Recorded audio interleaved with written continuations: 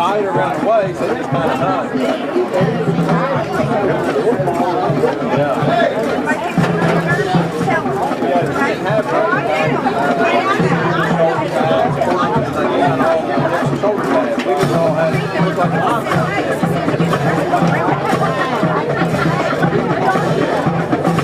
He's here, he's all fished out.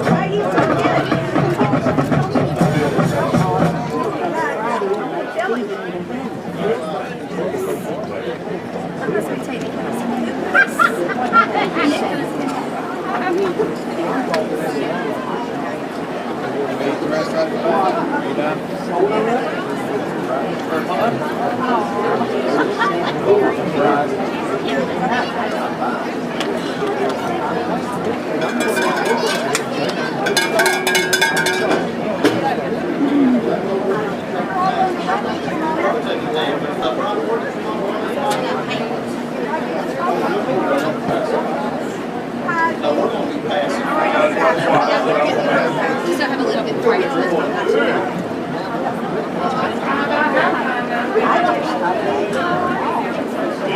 Here's a peek out.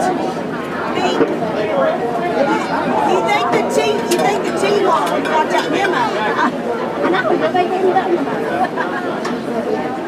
You get it? She was expecting you to yell at Jamie. I'm up on the hip kids stuff.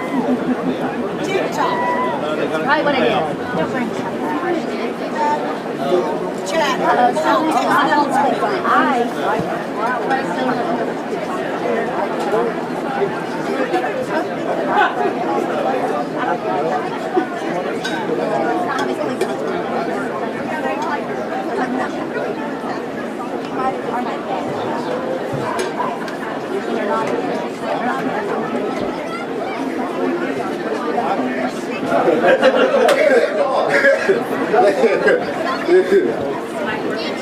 It was very quiet, so I'm going to try to turn it up again. I think you're kind of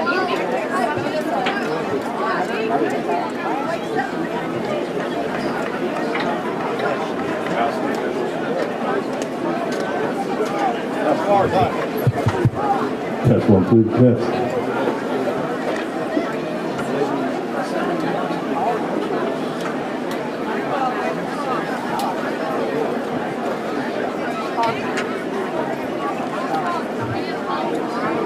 Testing 1, 2, test, test.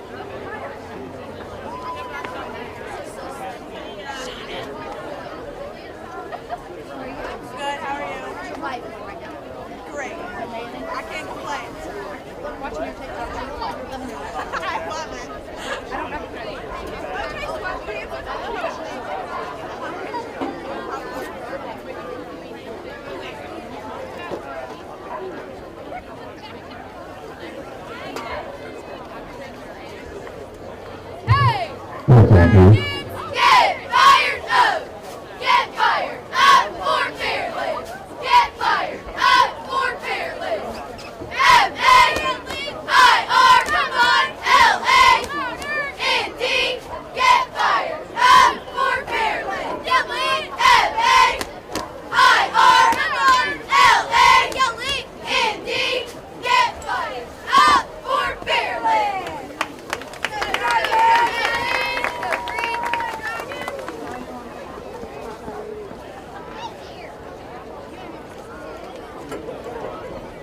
Stadium, home of the Fairland Dragons. Tonight, the Dragons will entertain the Coal Grove Hornets. Both teams come in with a 5-3 record, and this game has great playoff implications.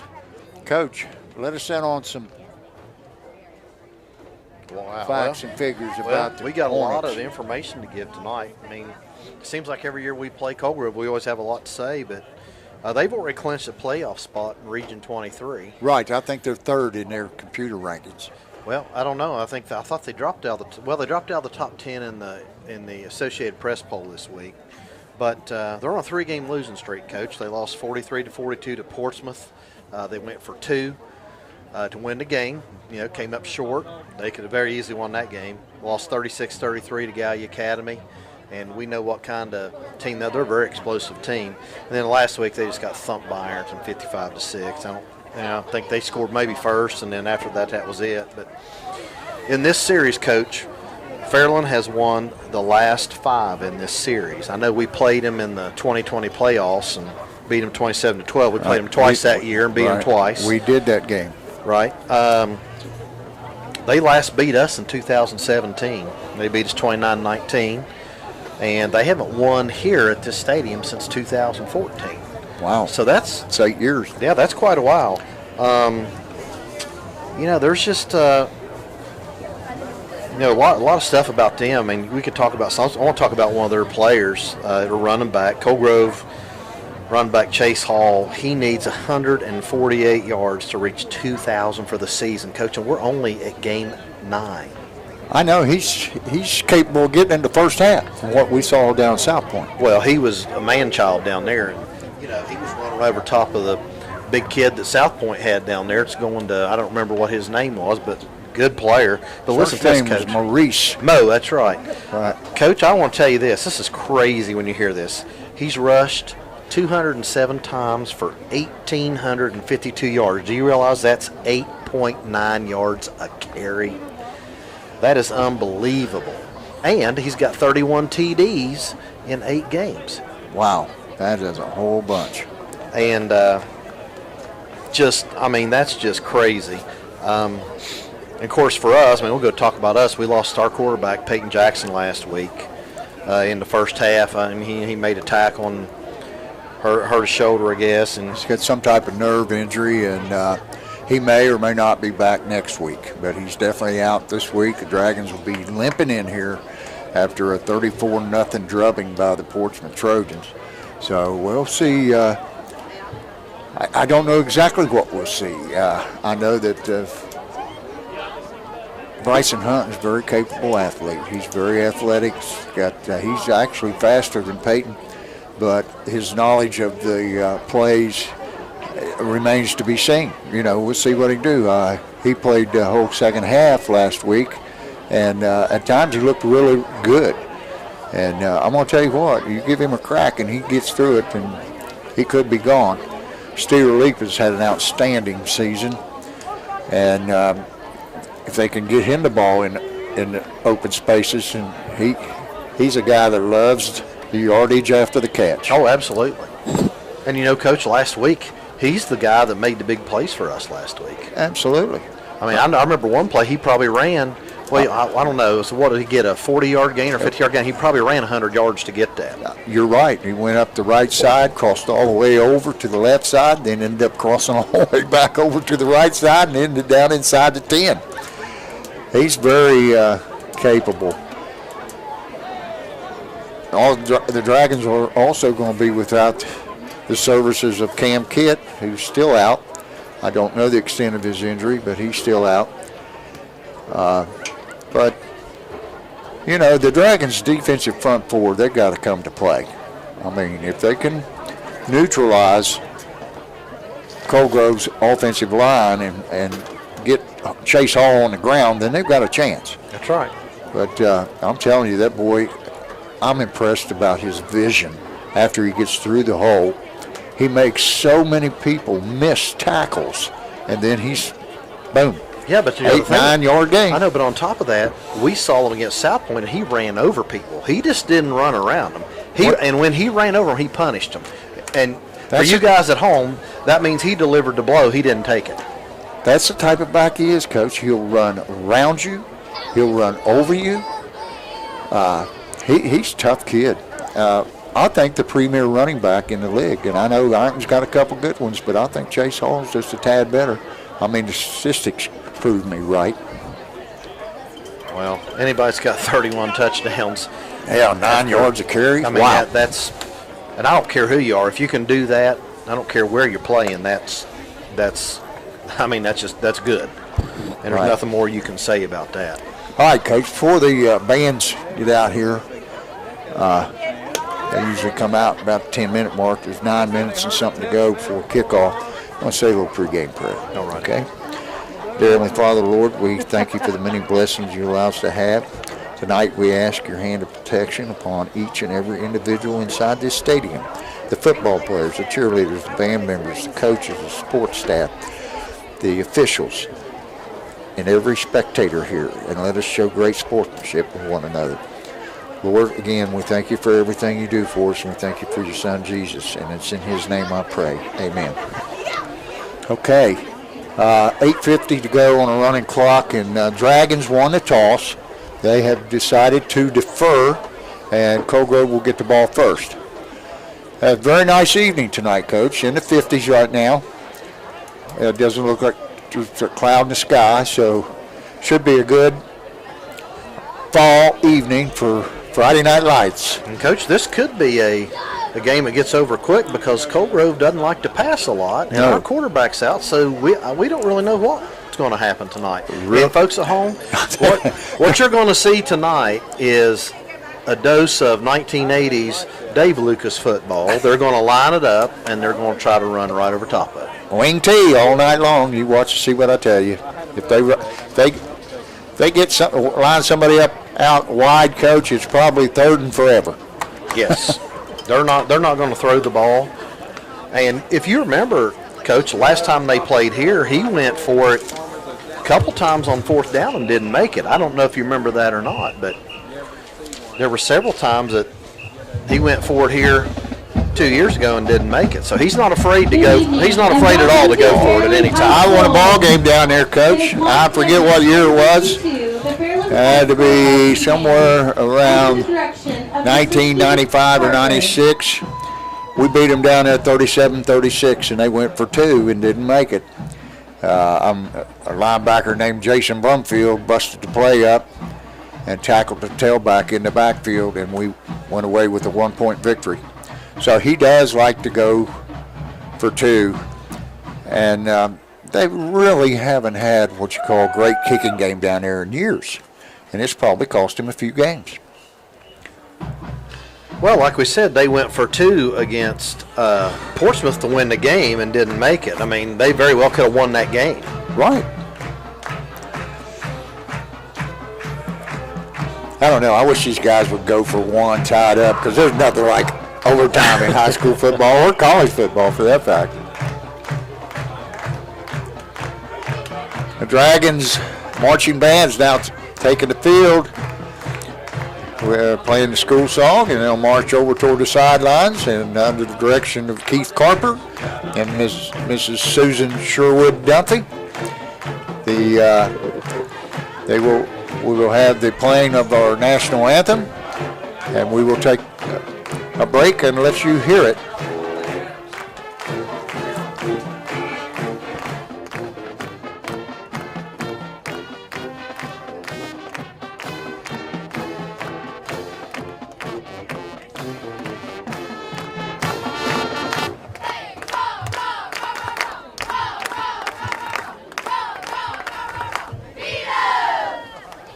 At this time, please rise.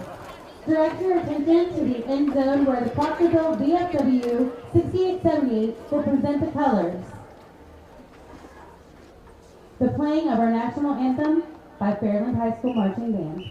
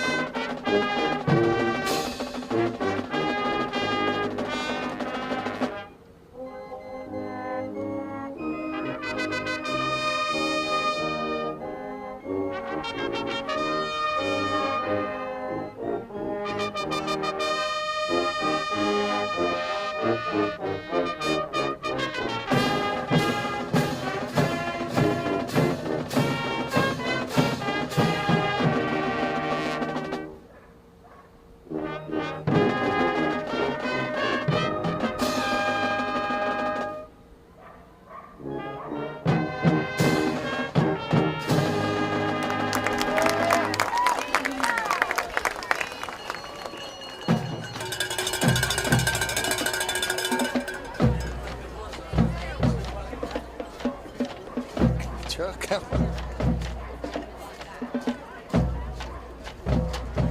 Okay, we're back. We got about 4 minutes, a little less than 4 minutes before the kickoff. That was the Fairland Marching Band with the national anthem. They do a great job each and every week.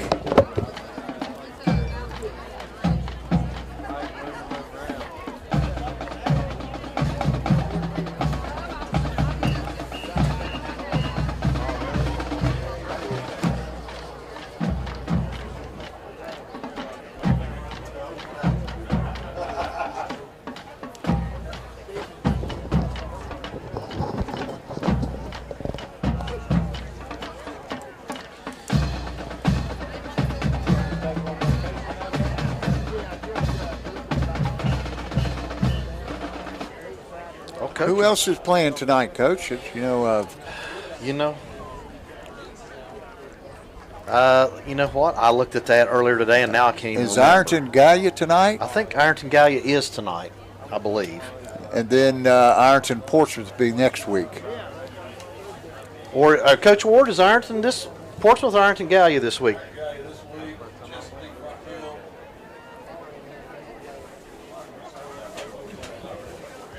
South Point, Portsmouth. Coach Carroll, keep you up to date with all the scores once we get going. It's about 2 minutes. Cold Grove Hornets now taking the field.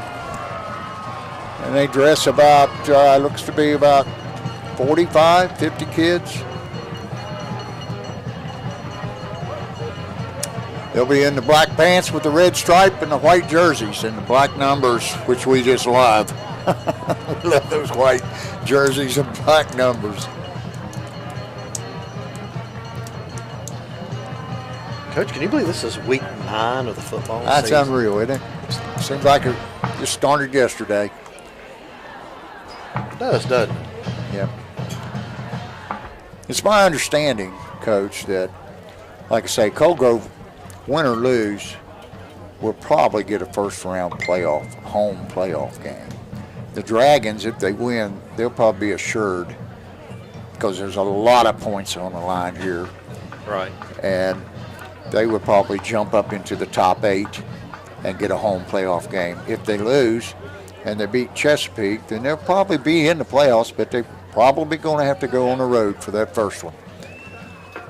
It's always nice to be able to play that first one, the first 2 at home. Yeah, it's nice. We did that a couple years ago, didn't we? Yes, we did.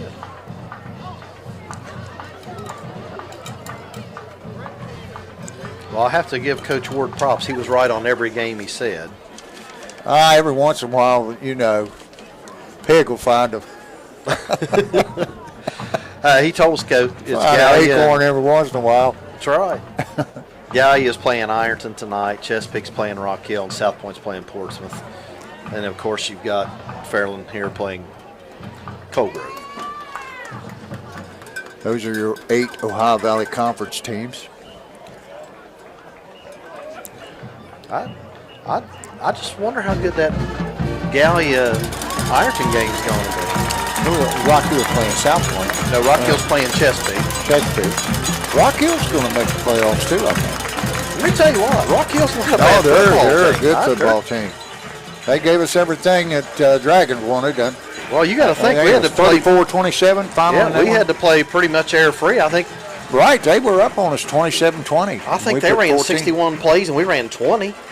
Wow. I remember they had that 9-minute drive, so I mean they're no slouch. We had a couple of quick strikes that really helped us out in that game. Okay, both teams are now on the field and ready to start the ball game. The Dragons will be kicking off from the north end of the field to the south end. Oh, excuse me. It looks like Cold Grove's getting ready to kick off. They are. Well, I was told wrong. Joe Lambiot, I'm going to get on him when he comes up here at halftime. The Dragons will take the ball. Back deep for the Dragons, number 27, Steeler Leap, and number 3, Jack Hayden. Kicking off is the left footer,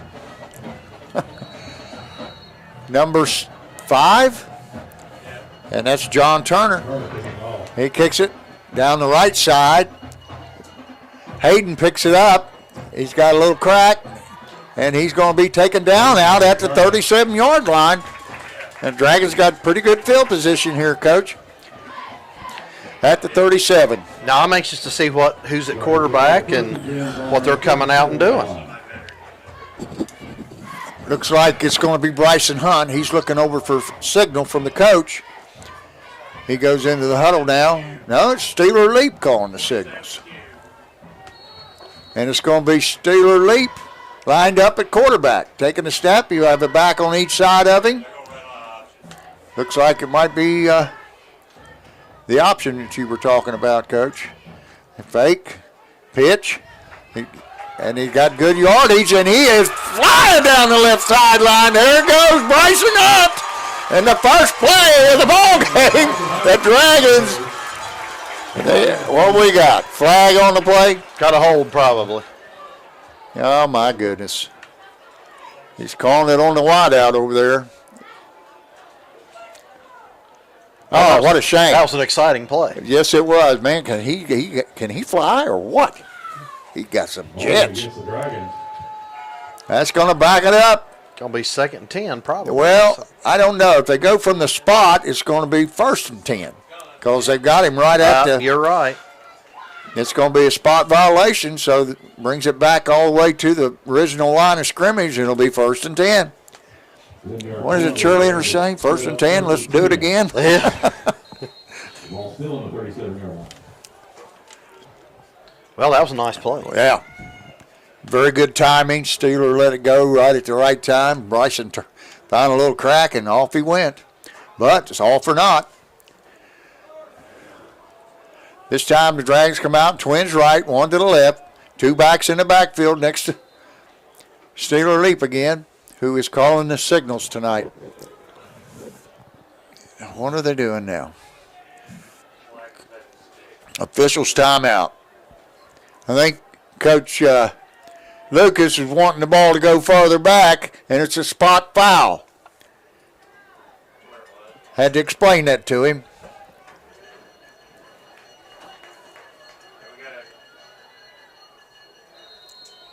Okay, here we go. Motion.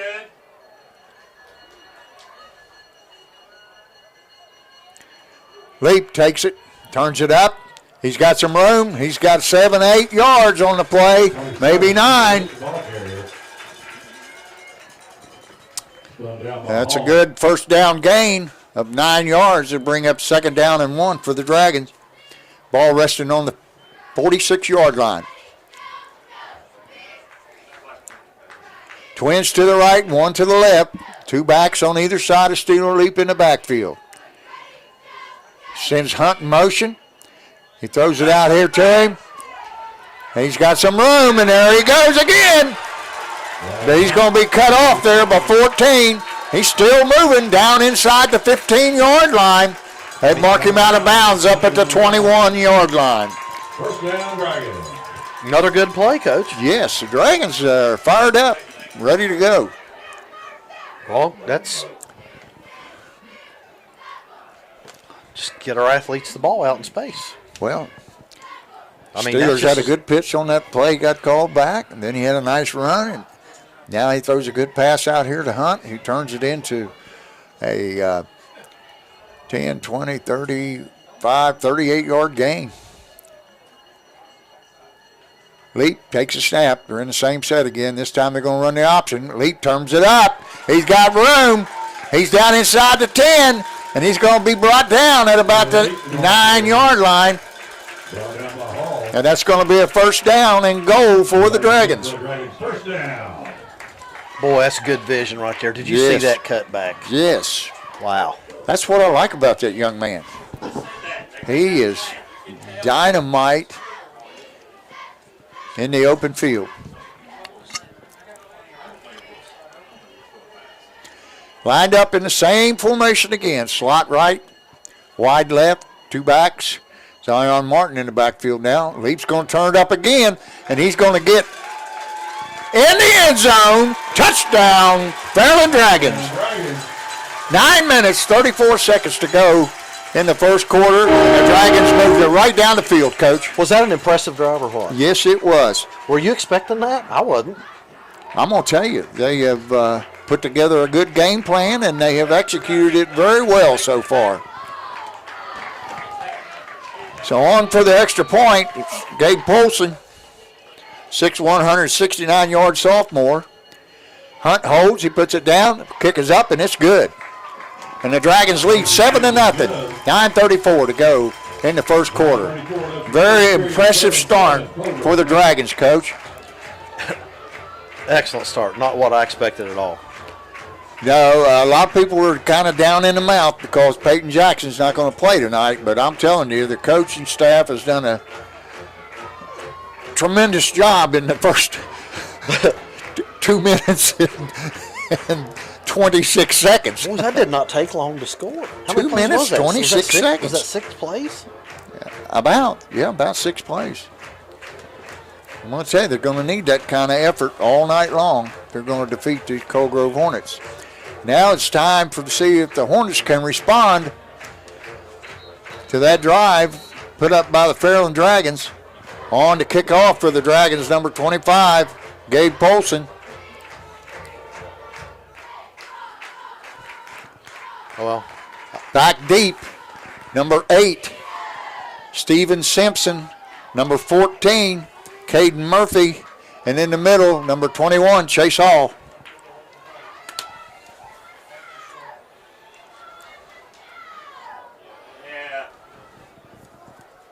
Coach, they've only got 10 on there. They don't. 1, 2, 3, 4. They missing got to have 5 up front. Yep, You they have to, or it's a penalty. Now number 33 comes out, gets up on the front line. He's supposed to be between the lines. That ball's taken, but number 14, Murphy, he's up to the 30, and he's brought down by Will Calicote, number 32 for the Dragons. Another sophomore. I'm anxious to see what we do to defensively to line up to stop Mr. Hall tonight. Well, we're going to find out here real quick, Coach. Murphy brings it all the way out to the 34-yard line. Pretty good starting position for the Hornets as well.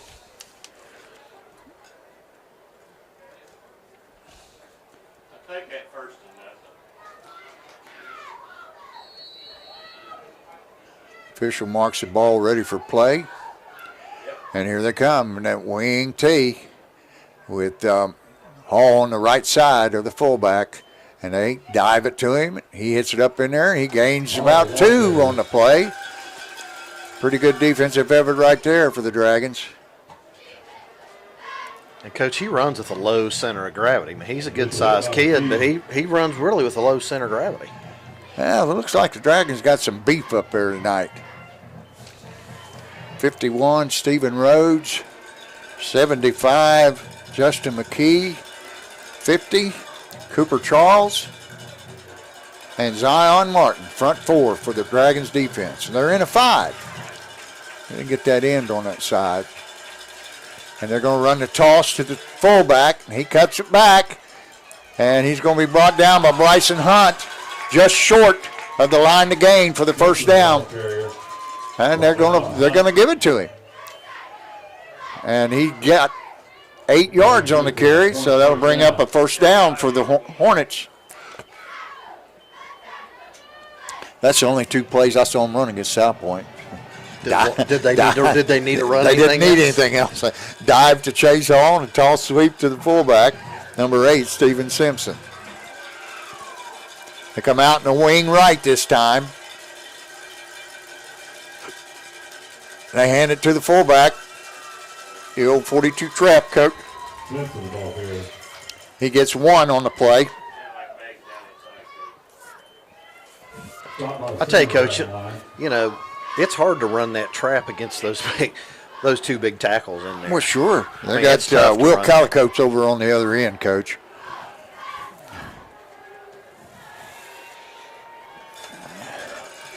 You've got Ryan Dixon in a linebacker and Cremines.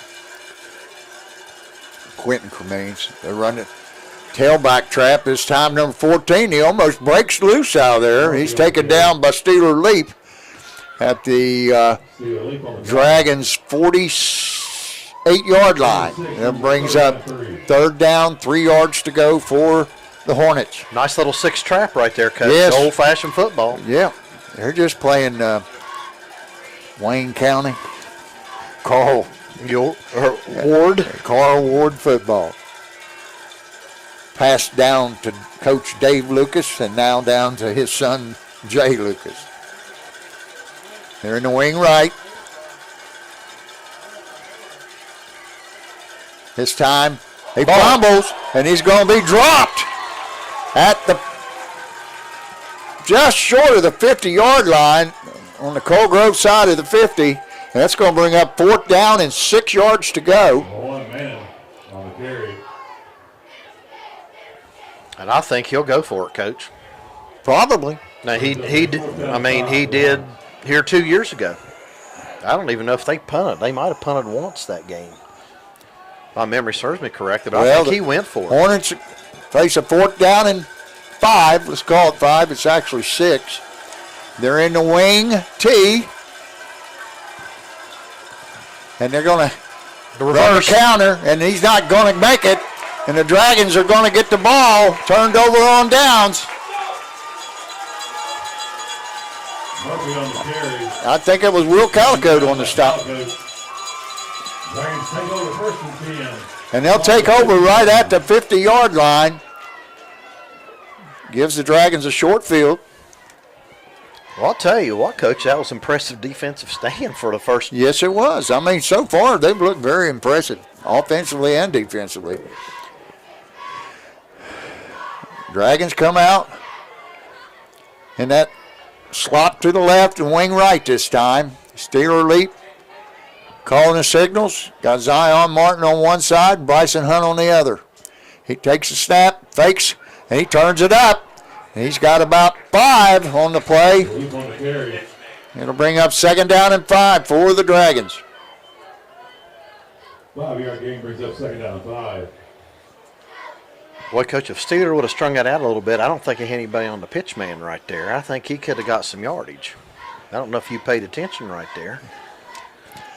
But I think Steeler would have committed at that end and made him force down. He could have possibly pitched that thing. I think it was to Bryson Hunt. Again, they come out and slot to the left. 1 receiver right. 2 backs, 1 on each side of Leap in the backfield.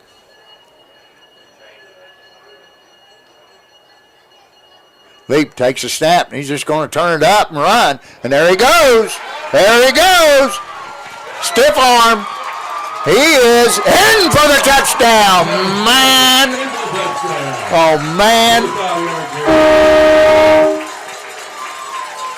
Wow. He got down there so fast the official couldn't Wow. down there to go down and make the call 5 seconds later. Coach, I'm shocked. Hey, you give that boy some room out and give him the edge.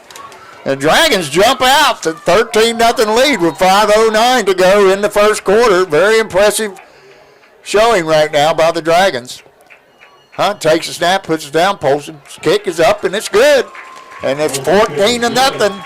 Dragons. 5:09 in the first quarter. Fairland 14. Man, this is a little bit of a shocker. Yeah, I pretty much don't know what to say. I did not expect this. Well, I'm going to say what needs to be said. It's great coaching. Great coaching. They had a plan, and they have executed it to a T. Yep, now we got to find out. And they knew they weren't going to have Peyton. That's so right. they decided to put this offense in, and they have run it to perfection. And Cover's going to have to make some changes defensively if they want to stop it. They're going to put some more guys up there in the box.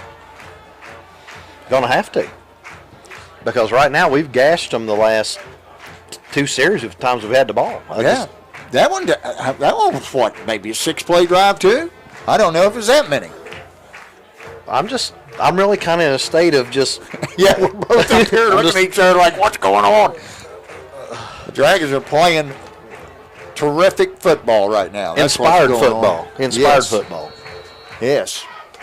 On the kick, The kickoff for the Dragons, 25, Gabe Polson. He approaches the ball and he kicks it a little bit to the left side. Murphy's got it again for the Hornets. He turns it up. He finds a little gap, and he's going to be dropped and thrown out of bounds by Will Calicote. Will Calicote's all over the place tonight, Coach. Hornets take over first and 10. Yep. He's played pretty good so far. 26-yard line. The Hornets will start this time. Their second possession of the first quarter.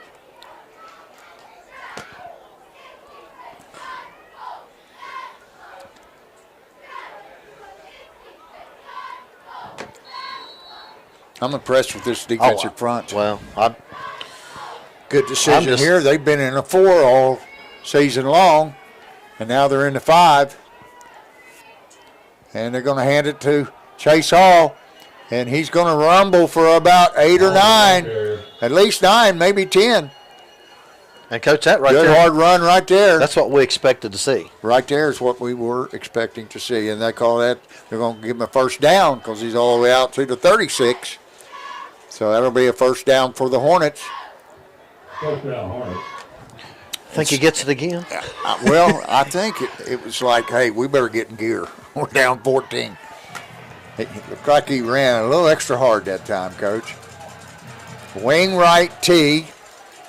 In fact, now they're going to throw, and he's going to be dropped in the backfield. Boy, that's a good thing. Garrett Spence again. Good thing he had pressure because 34 was out here wide Garrett open, Spence nobody on him. Blitzed from his right outside linebacker position and was the first to meet him in the backfield, dropped him, and that's going to be a 5-yard loss, bring up second down, 15 yards. 4:04 on a running clock. Dragons leading 14-0. Oh, now we got a flag for something. Gonna get a sideline here. I don't know if they're a sideline warning, and that's exactly what it is. Sideline warning. You got to have that 3-foot buffer zone for the official to run down. No yards on this particular play, or this time, but the next time they have to warn them, it'll cost them 5 yards. Hornets come out, looks like they're in a I. No, they're in the wing T. Wing right. They hand to Hall again. He's looking for running room. He finds it about 6-7 yards on the play. Coach, I Looks believe like the Dragons had him hemmed in, and he finally wiggled his way out of it. Was able to gain 7 yards. Every play this series has been to the bench side. Have we noticed that before somewhere? I believe we have.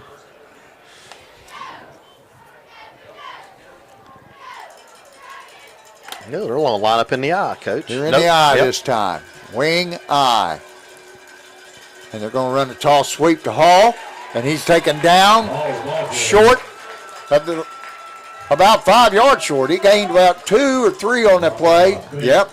And it's going to bring up 4th down and 5 yards to go. What's he going to do here? Looks like he's sending in the punting unit. Well, he's not up to 50. This is too good a field position, and Fairland scored on those first 2 drives. I think you punt the ball right here. Yeah, back to punt for the Hornets, number 21, Chase Hall.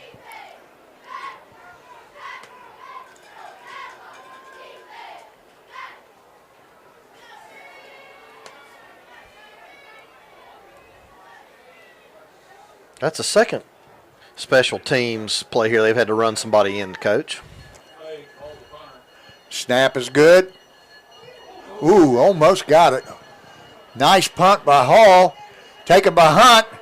And he's going to outrun him around the end, I can tell you that. He's turning it up the right sideline. He runs out of bounds about the 37-yard line.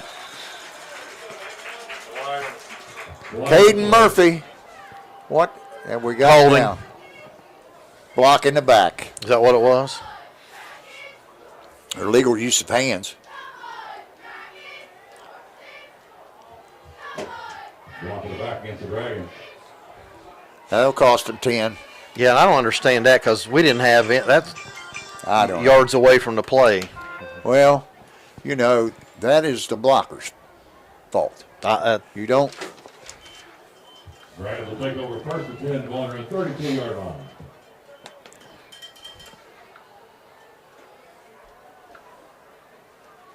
Steeler back in at quarterback, Coach. Yeah, you know, if it ain't broke, don't fix it. No, I'm. Dragons come out, slot left, wide right.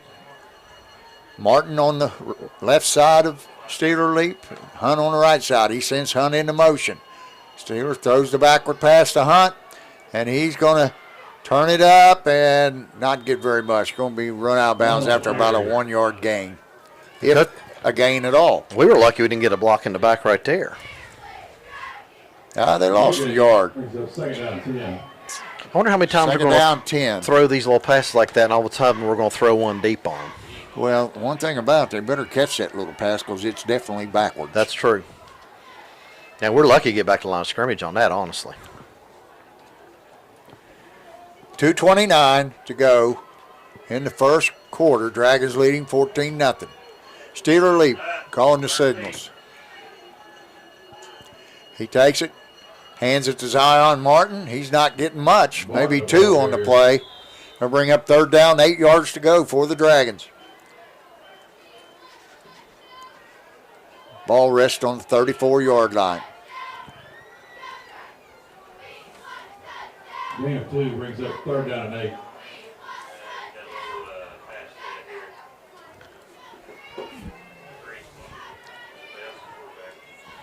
Had a couple different players check in there, Coach. Oh, we got 4 receivers to the right this time, 1 to the left. Could Bryson be, Hunt's quarterback, Coach. some kind of a bubble screen or tunnel screen. That's Jack Hayden. And he completes it to Hunt, and Hunt's got the necessary yardage for a first down. He's dropped right at the 50-yard line. Coach, that was a good throw from Jack That was Hayden. a I didn't know great he was throw from quarterback. Jack Hayden. We're seeing, hey, I'm telling you, we've always said First down. that this particular group of sophomores and seniors combined are very athletic. Very, yes, they are. And they're showing it here tonight. They're doing what's necessary so far to get the job done. Now, Leap goes back to calling the signals. Martin to his left, Hunt to his right. Melvin changes the call.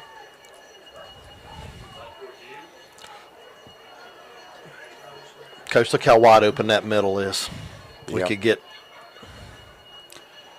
Leap's looking.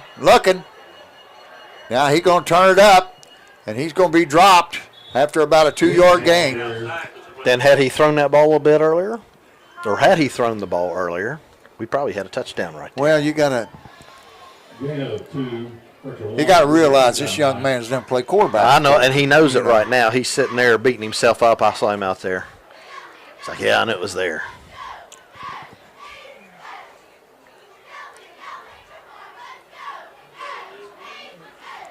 Michael Jackson sends his signals in for Coach Cunningham. Leap takes it to the huddle. They break. Approach the line of scrimmage. 2 receivers right and 1 left. 2 backs in the backfield on each side of Steeler Leap.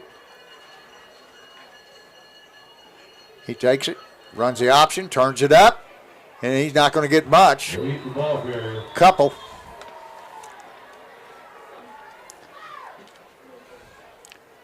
That's going to bring up third down in about long 7. That's the end of the first period. And that's going to end the first quarter of action. Fairland Dragons 14 and the Coal Grove Hornets 0. Coach, update us with some scores. Let's see if we can find anything here. Portsmouth South Point 0-0. Chesapeake Rock Hill 0-0. Ironton 7. Gallia Blue Devils nothing, and that's in the first quarter. And that would be our games of interest. Coach, I want to take a minute and thank all these people out there in TV land or internet land or YouTube land, and thank everybody for listening and watching, Right, tuning in. I've got some great shout-outs tonight. This is going to be a little different. I've run into some people I want to shout out to, and then we get so many texts. Just even when you put that link out there every week, I got like 8 text messages under that link of the people who are so appreciative of this broadcast. And that's why we do this. Yes. That's why we do it. Yes, sir. Lord knows it's not for the pay. I will say we eat good. Oh, and we got some shout-outs tonight. Yeah, I've got some others too tonight, so we're going to have a lot. They're going to come out this time with Jack Hayden at quarterback, 4 receivers to the right, 1 to the left.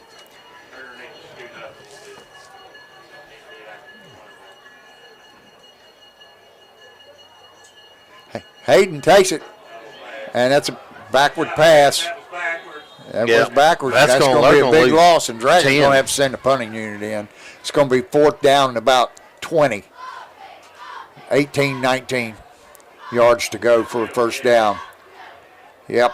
And they send the punting unit in. On the 42-yard line. Bring those big hoss cats out. Let somebody else run down the field.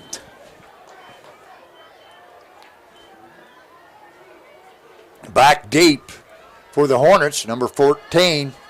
That's Caden Murphy. He's done a good job returning the kickoffs tonight. Yes, he has. On the punt for the Dragons, number 10, Bryson Hunt. There's the snap. It's good. Hunt gets the kickoff, and he shanks it. It's going to hit at the 40, go out about the 38-yard line. Punt goes out of bounds. Wants to take over 1st and 10. The ball around 38-yard line. Coach, I will say that the press box run tonight smells good. Yeah, it does. We'll let you know why in a little bit. 11:46 to go. Dragons lead 14-0. Hornets take over at their own 38-yard line. They're going to come out with 2 wide receivers right and 1 to the left this time. This is a little different look. Quarterback's in the shotgun. That's Wyatt Manning. He's going to hand to Murphy. Murphy finds a little daylight, gets about 4 on the play. Bring up 2nd down, 6 yards to go. Ball out to the 43-yard line. Make it the 42. He's a little squirrely guy. He made a little cut out in there.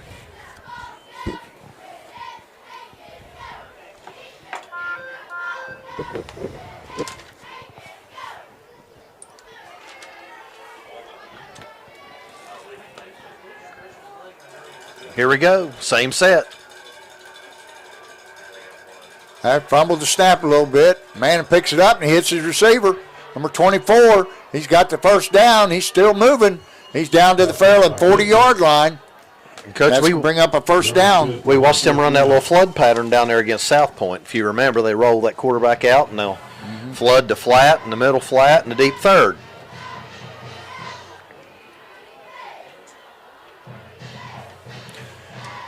Becky Stewart and her husband Mike just sent me this message. Said, F-Town alumni.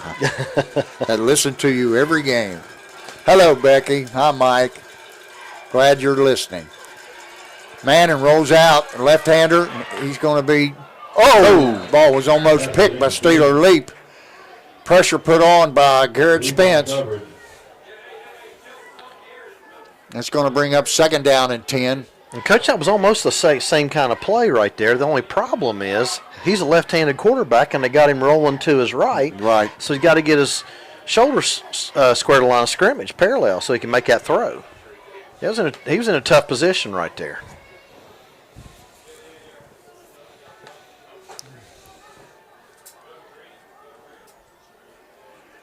Hornets come out in wing right I formation. Hall behind the fullback. Manning takes the snap. He tosses to Hall. He hits up on the left side. He's still running. Still going. And he stays in bounds. Clock still running. He gains about 8 on the play. Brings up 3rd down and 2 yards to go. Make it 3. And how many yards did he get after first contact? Oh, Wow. that's the thing about him. He doesn't go down on the first hit.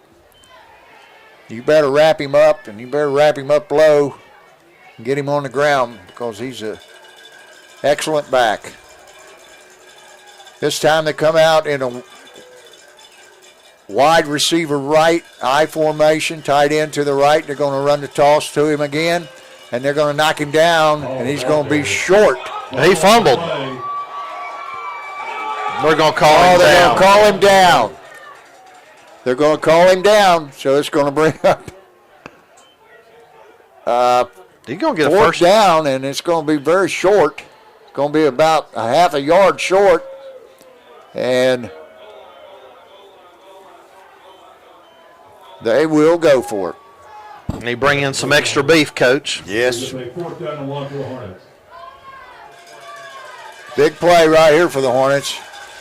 Ball resting on the Dragons' 31-yard line, and they're going to call timeout. They're going to talk it over. Hornets.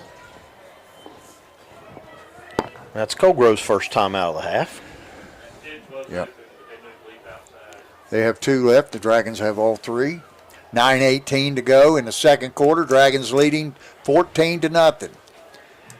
Big play coming up here for both sides. Absolutely big play.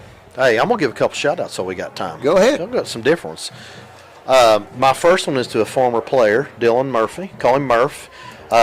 He got married this past week to his fiancee, Brooklyn, and I want to congratulate those guys. And I just tell you, she is a saint for putting up with that boy. So, Brooklyn, we're sorry.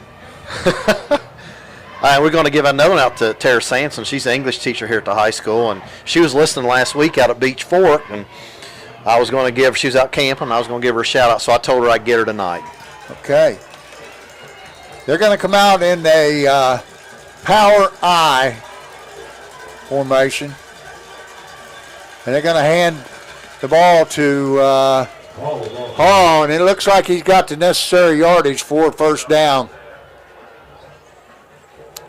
I think he's got it, Coach. The line to gain was the 30, and the ball is just on the other side of the 30. He made it by about a foot. Coach got an update. Ironton 15. Nothing over Gallia. First down, Hornets. First quarter. Okay, be 1st and 10 for the Hornets. Ball resting just on the other side of the 30 of the Fairland Dragons. They're in that same set, Coach. Got that little sniffer back in there, Coach. They're going to run the toss. Simpson, he's got a little bit of room, but he's going down after about a 2 or 3 yard gain. And, Coach, they brought that extra lineman up, and they line him up right behind where they're going to run. They call that a sniffer back. Right. I don't know. Again, they're still running the ball to their bench. Yep. They haven't run anything away from the bench tonight. That one little rollout pass. Mm-hmm.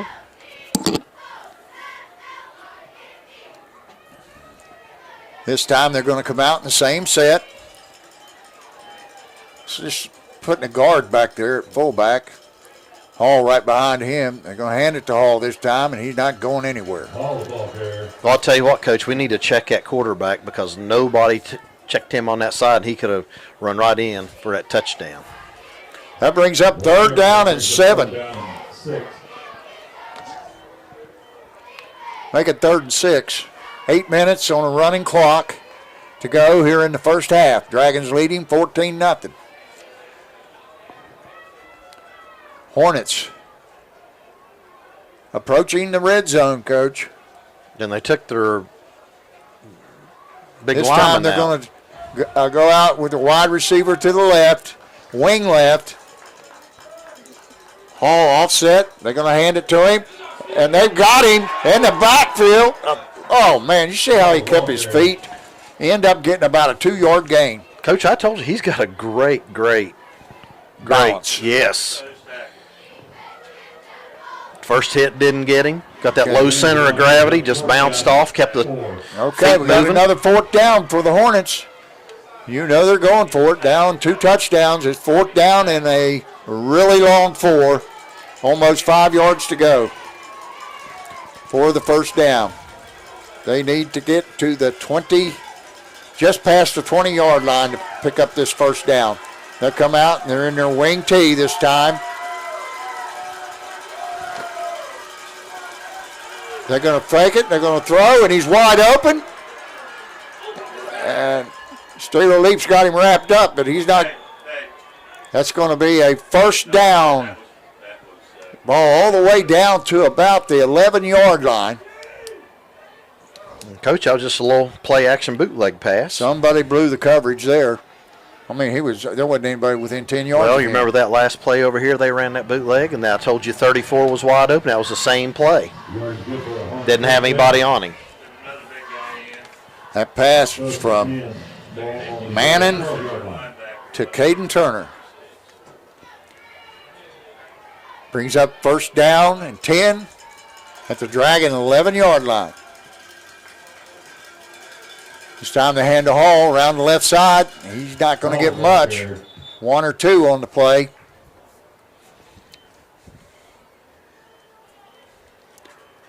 Dragon's done a pretty good job, Coach, eliminating a long run from Hall because he's very capable. You know that as well as I do. Oh, absolutely. Well, you averaging almost 9 yards a carry. Well, I'll tell you why it's happening, because they're tackling.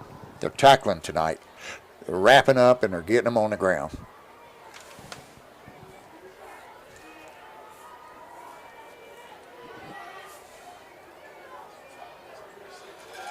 Brings up second down. We're going to have wing to the left with the wide receiver left. High backfield. Manning tosses to Hall again, and again he goes down after a very short gain, if he got any at all. It looks to me like there's no gain on that play. It's going to bring up third down and a long 8. If I'm not mistaken, they ran an unbalanced line right there.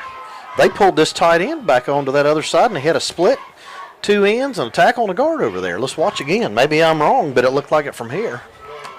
Coach, you're the game analyst. I don't question you. Well, no, I mean, I could be wrong, but I was counting helmets, and it looked like they had 2 on this it's all about the numbers. This time they come out. The 3 receivers to the right. Hall lined up to the right of Manning. Manning turns, gets his shoulders, and that ball's knocked down by number 3. Jack Hayden. I think that's Jack. Can't see from here. It's number 10, Bryson Hunt, on the PBU.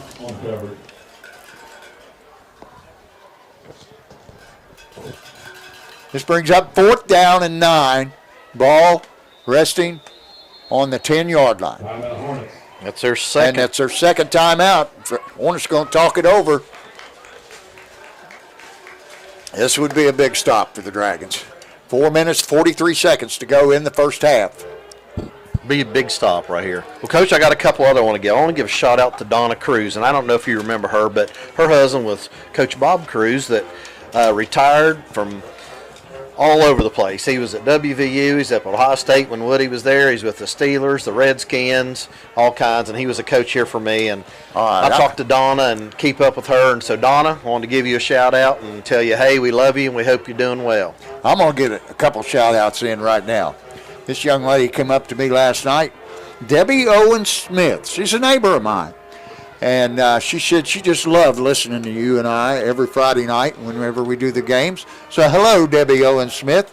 And Maxine Jenkins, 96 years young just a couple weeks ago. She watches every broadcast. Hello, Maxine. We love you.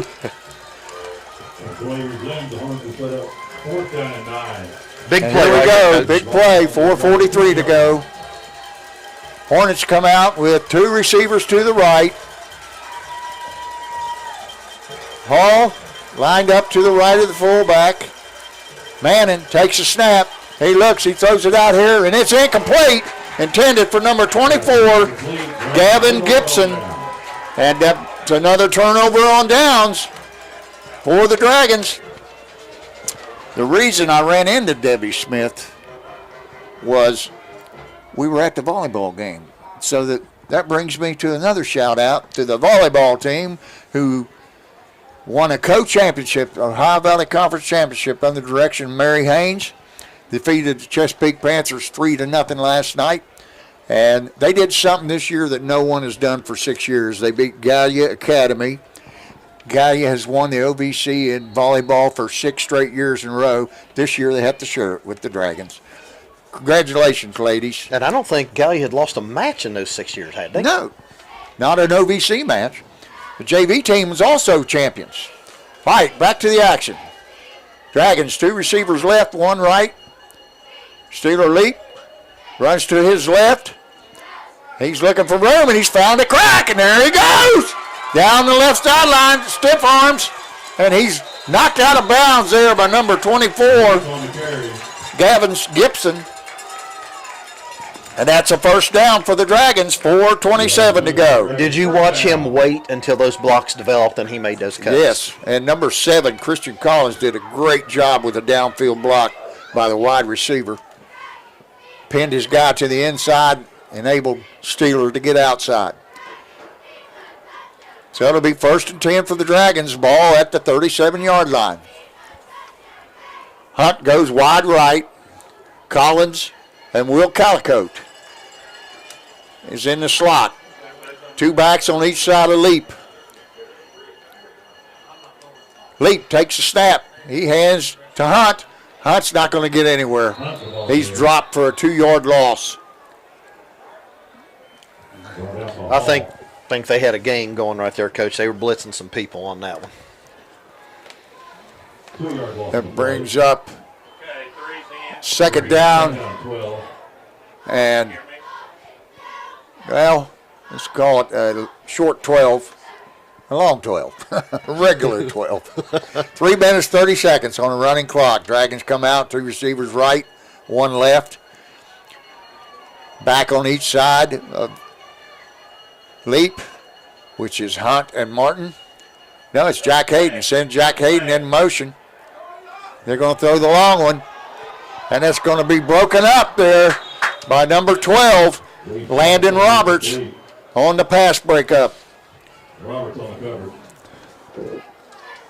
Brings up 3rd down and 12. Stops the clock with 3 minutes and 10 seconds to go. Well, Coach, real quick, we talked about people camping. Lonnie Watts just let me know that we've got a group down at Carter Caves tonight, tuned in, listen. So, Lonnie and all the crew, thank you guys for listening and tuning in. He's probably, they Probably sitting around the fire. What do you think? Oh, yeah, they got a fire going somewhere. Got the tube on. 2 receivers right, 1 left for the Dragons. Back on each side of Leap. He takes a snap. He hands to Martin. He turns. He's got some room now. And he makes it all the way out to about the 40. They're going to call him down at about the 46. The official just keeps walking in further and further like that. Yeah, it's hard to see. Yeah.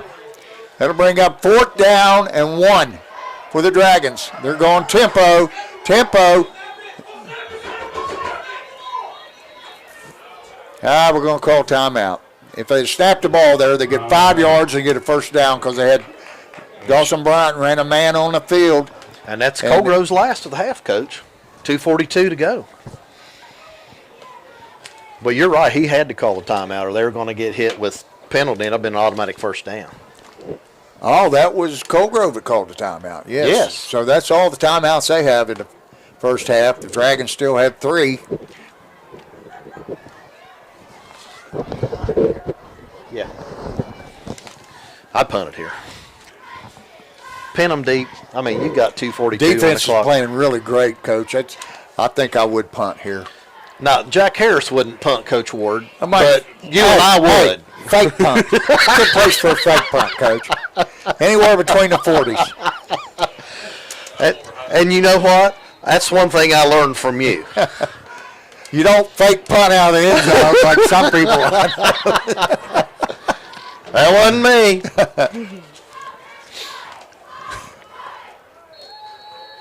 Okay, Dragons going to come out. They're going forward. Slot to the right. Wide receiver left. Back on each side of. They're going to run Hunt in motion to the left. Looking for a long count. And now the Dragons are going to take timeout and probably punt. They're trying to draw them off sides there. The Hornets was disciplined enough to stay down and watch the ball, not go on sound, but go on vision. But, Coach, they were covering 2 over here with 1 and 1 deep, and they had their end on the inside over there. We might have been able to snap that ball to Steer Leak, put some blockers out in front, and get that first down. There's a lot of green over I don't know what here. they're going to do here. They haven't made a decision yet. I've seen the big boys come out, so they must not be going to punt.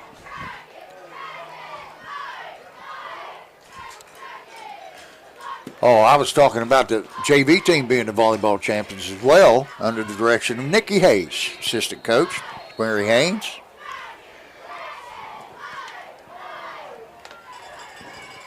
The Dragons come out, and it looks like they're going to punt. The big boys are coming to the sideline, Coach. So he's got what we used to call it at Ashland, the Gazelles. Got the Gazelles out there. Well, the conservatives, Coach Ward and Coach Carroll, would have done this earlier.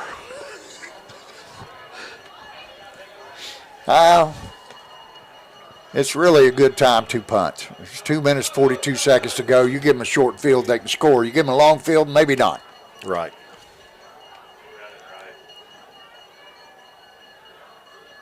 Snap it. Hunt takes it. Gets a better kickoff this time. It's going to roll down to about the 21-yard line, maybe the 22. And now they stop the clock with 2 minutes and 30 seconds to go into half. The Hornets will take over on their own 22-yard line. And, Coach, it's 22-0. Ironton.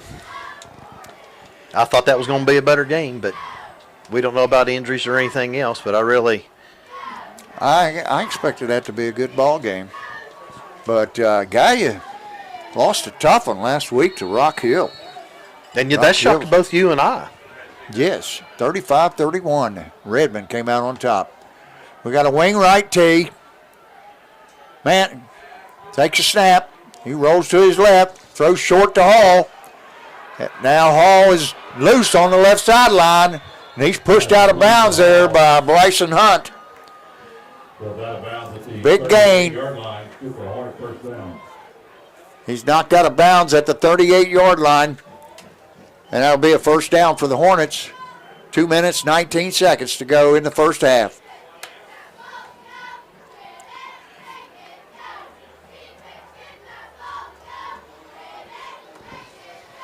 And that was a nice safe pass, Coach, rolling out to his right. Run the back out of the backfield. Wing left, T. Got an overload to the left. Manning drops back. He's going to hit Hall again. Hall running down the sideline, knocked out again. This time by, I think that was Garrett Spence that knocked him out of bounds. No, Spence or Quentin Cremines. Might have been Quentin. Be second down and 4 yards to go for the Hornets. Ball at the 45-yard line.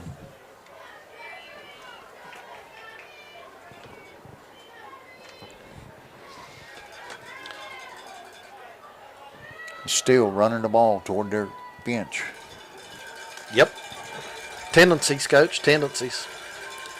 Wing left, overload to the left. This time he drops straight back. He throws one out here to number 14.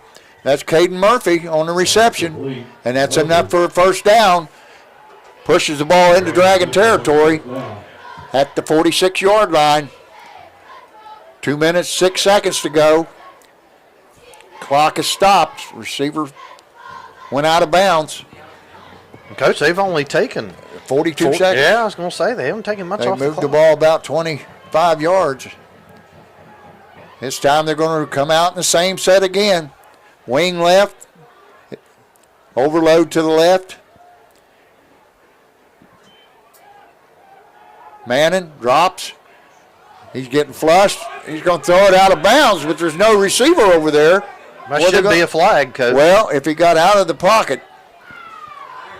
But if I he think was out of the pocket, then you can't throw it out of bounds. I still thought as there had long as the ball goes past the line of scrimmage. Second down. So it'll be 2nd down and 10 for the Hornets. Ball at the 46-yard line of the Dragons.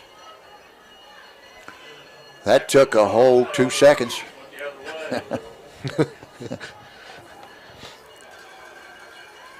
Same. This time they're going to run the wing tee with Hall to the right of the fullback. This time he drops back. They're looking. They're throwing deep. And that ball's tipped away at the last second by Christian Collins. And that's a good thing he's tall and lanky because he was beat. Right, he was beat. He doesn't get his hands on that ball. That's a touchdown, Coach. Brings up a 3rd down. Coach, got another update. Rock Hill 14, nothing over Peak. Brenda Dillon keeps sending us a couple here. Over who? Over Chesapeake. Chesapeake.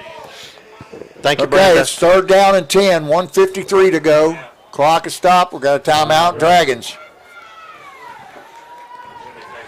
I think you have to protect against the short route here, Coach. I don't think they'll go long. I think they'll try to pick up the 1st down. Well, why don't you come back and throw that back out of the backfield? Right. Well, that pass is that they got a big 1st down on where the guy was over there all by himself. Might come back to that. They might come back to that flood pass where they have a short, medium, and a long. Well, and what's he the gets his defense pick. going to do? We're going to bring them, or we're going to play our zones?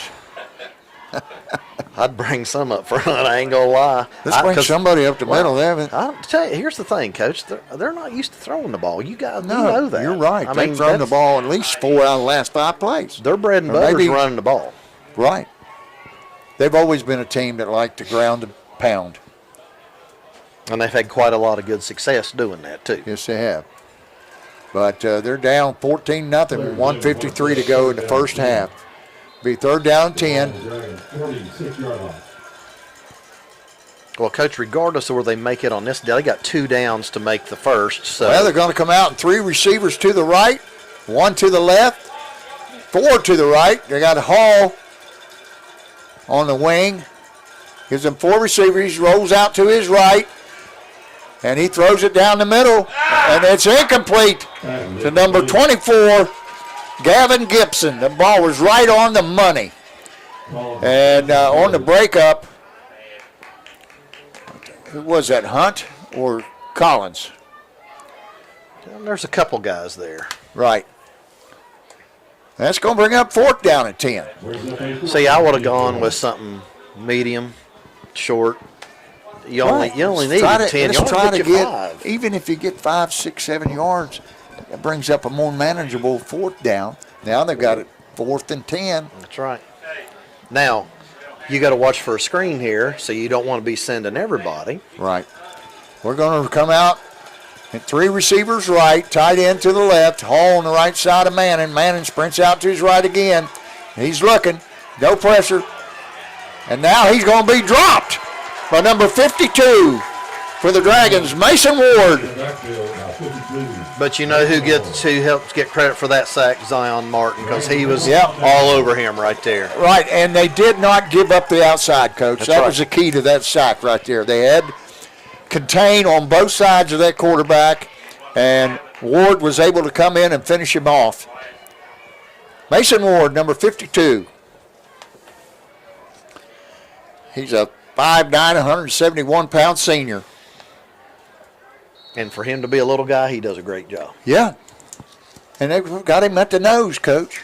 You know, he's going up against the big boys.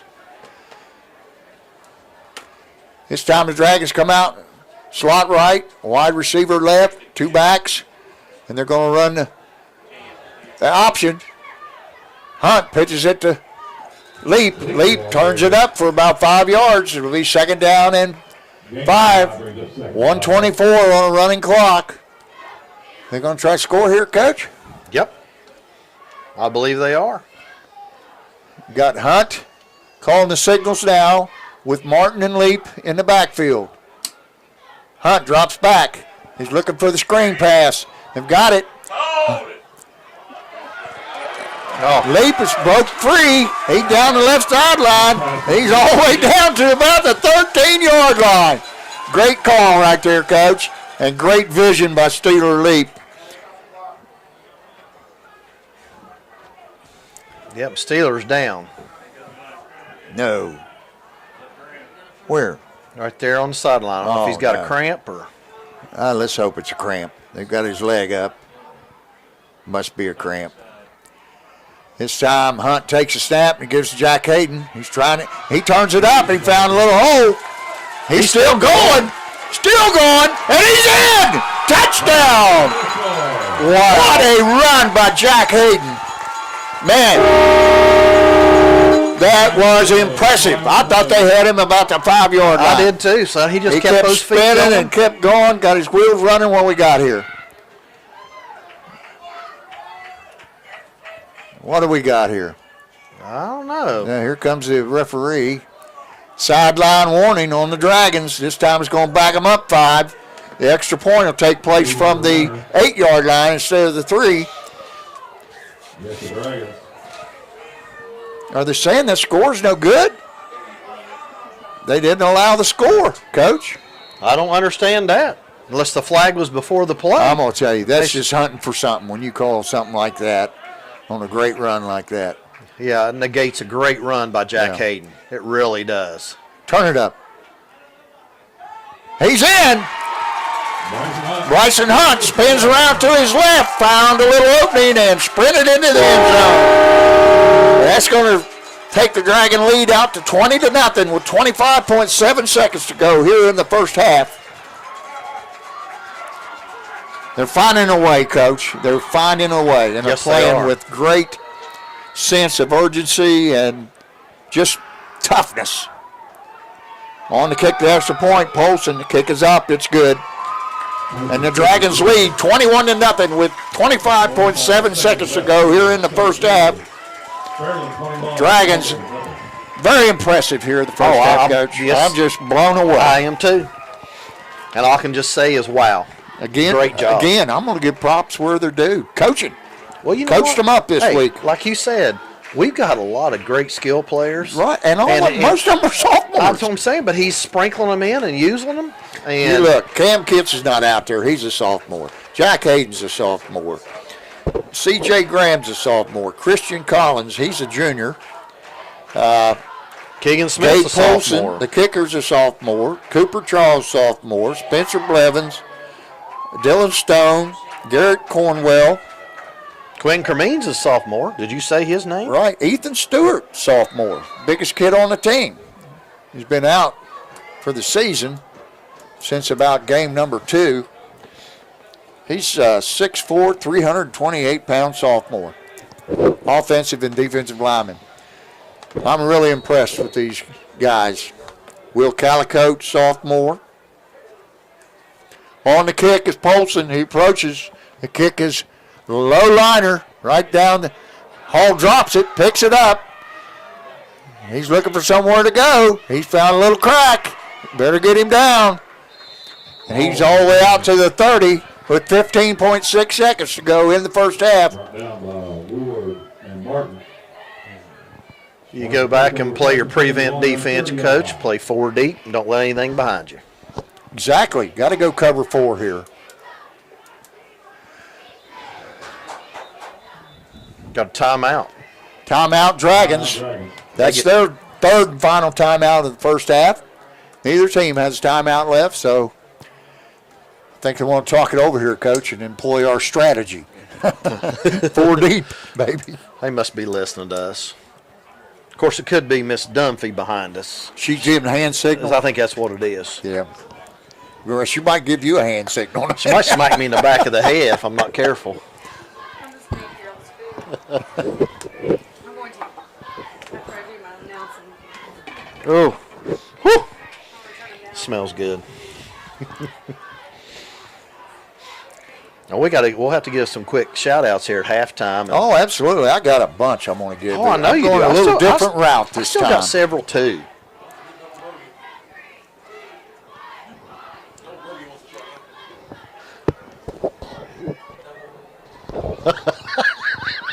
I'm going to give a quick one right now. Bobby and Carl Ellis. My wife ran into him down at Food Fair, and they said they just enjoyed the shout-out I gave them last time. I said, well, I'll give them another one. Well, good. Hornets take a snap. Give a straight dive to Hall. He's still churning. He gets about 7 or 8 on the play, and that's going to take it down to the half, Coach. Neither team has a timeout. They have 3, 2, 1, and that's your half. Dragons, 21. Hornets, nothing. And a very well played, great concept by the coaching staff of Fairland High School. I just can't say how impressed I am. I don't want to say I'm speechless, but I'm just shocked. I'm surprised. I mean, they really came up with something that's going to work. Now, what Cogar's going to have to do is they're going to have to come in and put more men in the box to protect against that run. Well, I'm telling you right now, the Dragons have played outstanding on defense as well as offense.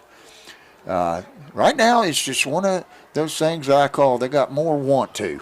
Yes. They got more want to right now than the Hornets. And I don't know what's going on. The officials are having a little powwow with Michael Jackson and Coach Cunningham and the ball boy Chris Hunt out there. Well, Coach Ward said a while ago it was the aiding the runner call, and I thought they did away with that. But aiding the runner? I guess pushing him into the end zone there. I don't know. Well, when did they do away with that? I don't know. Huh.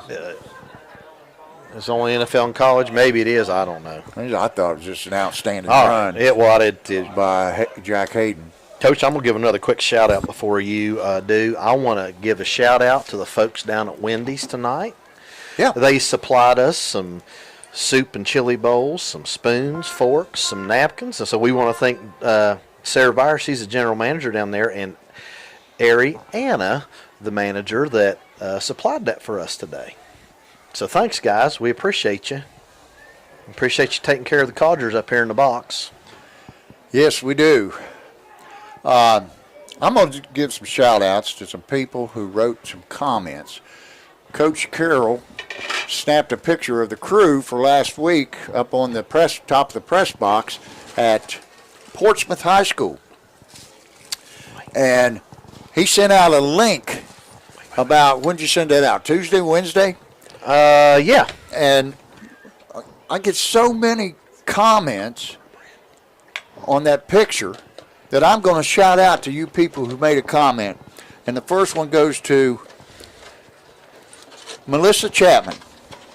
Although she didn't say anything about us, she just didn't like the hot chocolate down there. Mike, Kelly Jackson, I'm sure it was Kelly, says, thank you guys. Lori Fawkes, you are very much appreciated. Thank you. Of course, Becky Nichols Stewart says, thanks, guys. Jack Gerges called us the dream team. Oh, old Jack. I miss old Jack. Pam Lee, thanks, guys. Your work allows many out-of-town family members and fans to cheer on our Dragons. Thank you, Pam Lee, for those words. Stephanie Jackson Eplin, a big thank you. Lisa Roberts. Now, this is an awesome crew. Love you, Lisa. Carroll Mooney McComas, thank you all. We appreciate you. Lanny Rowe, he said there's 2 all-OVC football players from the 1969 season that graduated in 1970. They are in this picture. That would happen to be Larry Tillis, who was with us, and myself. Huh. Imagine that. And right. Somebody recognized that, and that's pretty awesome, don't you think? Yeah, Lanny's was on that football team as well. Okay. Gary Salyers, ran into him. Oh, yes. He is longtime coach at Coal Grove. Gave us a both hug. He started out here under Coach Carl York, and I watched him play high school basketball. Very good player. Gary's granddaughter, Emma, has a birthday today, so happy birthday, Emma. And we also ran into Christina Look Napier. Christina, a former student. And, of course, Joe Lambiot. I expect him back up here. He really liked beans and wait a hockey. No, wait a minute. Now, wait a minute. You've given it away. You didn't tell everybody what we had up here tonight. Well, I'll let you go with that. Oh, well, I just made a little pot of beans, nothing big. And then Coach Harris brought some of his world-famous cornbread and fried potatoes. And we had a little feast up here. Yes. Great pregame meal. We were able to feed a lot of people. Look at her over there. She's a wolfing it down. I should take a picture and post that on Facebook. Is it good? We ought to do. Right. Hey, of course, Coach Ward wouldn't eat either one of our cooking. you know, he's a meat and potato guy. He's the only guy that goes into McDonald's and orders a Big Mac plain. And regular potato chips. Yeah. We went in someplace, we ordered hamburger, and I said, don't you get any lettuce, tomato, pickle, or onion or something? If I wanted a salad, I'd order it. And I know how he just said it in that big, deep voice, too. Oh, yeah. didn't he? Well, I'm going to go ahead and give a couple out here real quick, and then we'll get off here and let you guys enjoy the band. I want to give a shout out to my mom again. Sent her the link. Doing good. Talked to her. Well, I texted with her today, so doing good. But she's 86, and like I said, she finally got to the place where she can kind of see and listen and hear on that. Watch the link on YouTube, so that's good. Shout out to my son in Georgia. I talked to him last night. He's out in the field humping 10 miles a day in the military, so he wasn't real happy about that. But Bren's working tonight. Isabel, of course, out at Morehead State. Mary and Tom Johnson, you know they're listening to us tonight. Oh, yeah. Always. My sister and her husband, Dr. Ryan Carroll, he tries to, he's in Columbus now, up at Ohio State. He tries to listen every week. So Ryan, say, hell, shout out to you. And we got Elizabeth, my niece and her husband, Zach, and her little boy, Noah. And, of course, Miss Montgomery. we cannot leave her out. No, she's too pretty to leave out. She brother. would be upset with me. Yes. And so she'll probably want to know why she didn't get a bigger shout out. That's probably what's going to be. Hybrid. So anyway, shout out to all those. And I'm sure we'll have another one here before the evening. Oh, yeah, we'll have some more. I got to shout out to the family. You need to, absolutely. And I can't believe we haven't had any of them up here tonight. I don't think they're here. I don't know. My oldest daughter, Ashley, might be here. I know Holly had some appointments she had to take care of, so she may not be here. When Keith got called out to work, my son-in-law Keith Donahue with Donahue Brothers, and so she had the whole crew at home, plus some appointments she had to take care of at home, so I don't think they made it. They're probably watching. Hello, Holly, Rosie, Lola, and Frankie June. And glad that they, what do you think they're listening? Is Pegster home listening? I think so. Hello, Peggy, and We hope. She is. well, they're missing a good one. I'll tell you what, if they're not. It's Okay. been a shocker game. I mean, it's been a good game. All right, it's time to take a break and feed these people. Well, I'll tell you what. Let's do one thing before we do that. Let's check out the scores and see Okay, if check there's 'em out. something that we missed. That Oh my! Rock Hill 21-0 over Chesapeake at the half, 22-7. So Gallia has scored. That's a halftime score, and South Point 13-7 over the Portsmouth Trojans. That's headed to halftime. Holy that is a moly, yes, that sir. would That's be a a shocker. huge upset. Absolutely. Well, Coach, I will say this. You know, I told you last week when I went down the press box at halftime, the people down there inside were talking about how that was the absolute best half of football they'd played all year, and they continued that into the second half. So Right. maybe there's a little letdown there from last week. Well, they waxed us pretty good, 34-0. Absolutely. Well, I guess we're done. Okay, we're going to take a break. Doug Morris, our producer. But we'll better shout out to him. We haven't mentioned him all sure. night. Yeah, Doug liked the beans and cornbread. He may even come back for some seconds here. I don't know. He's got a grin on his face. All right, we're going to take a break and let you enjoy the bands.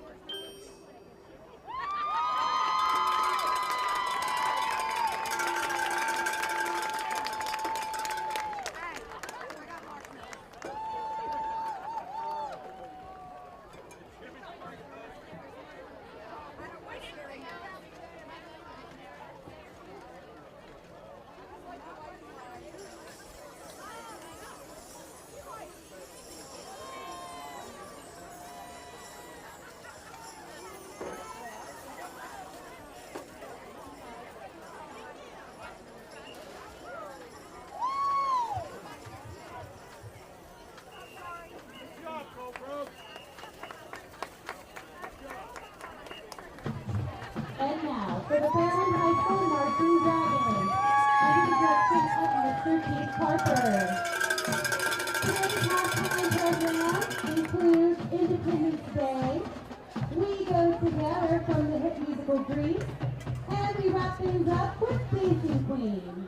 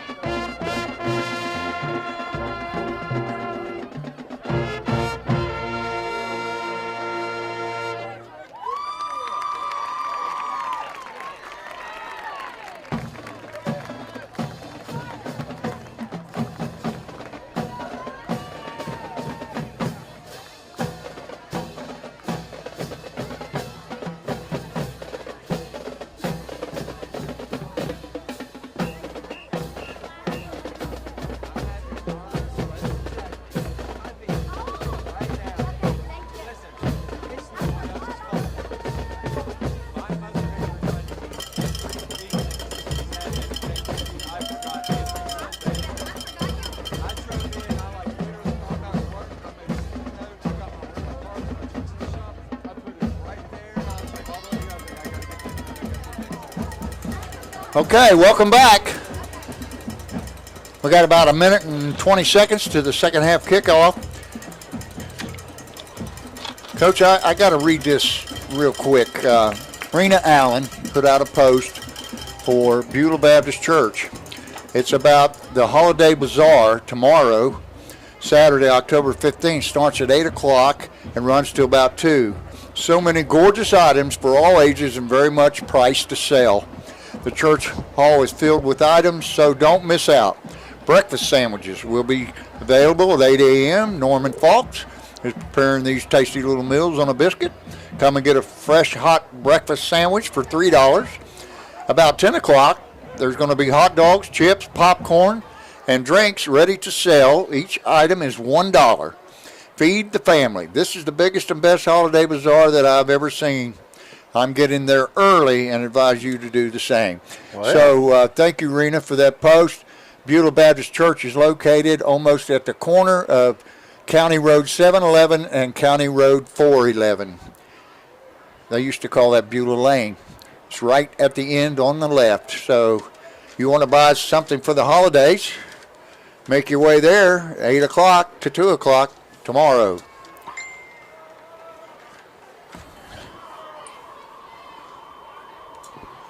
Well, Coach, I guess we got 3 minutes to warm up. Yes, they just put 3 minutes on the clock. Both teams are back on the field in their second half warm-ups. Dragons leading in this contest 21-0 over the Coal Grove Hornets here at Jim Mayo Memorial Stadium. And to say that we are shocked. Shocked, absolutely shocked. Is an understatement. Pointers are now up on the Portsmouth Trojans 21-7. That's another shocker. Wow. Coach, I did get a nice little text from Steve Fuller. He said, love the Codgers, thank you guys.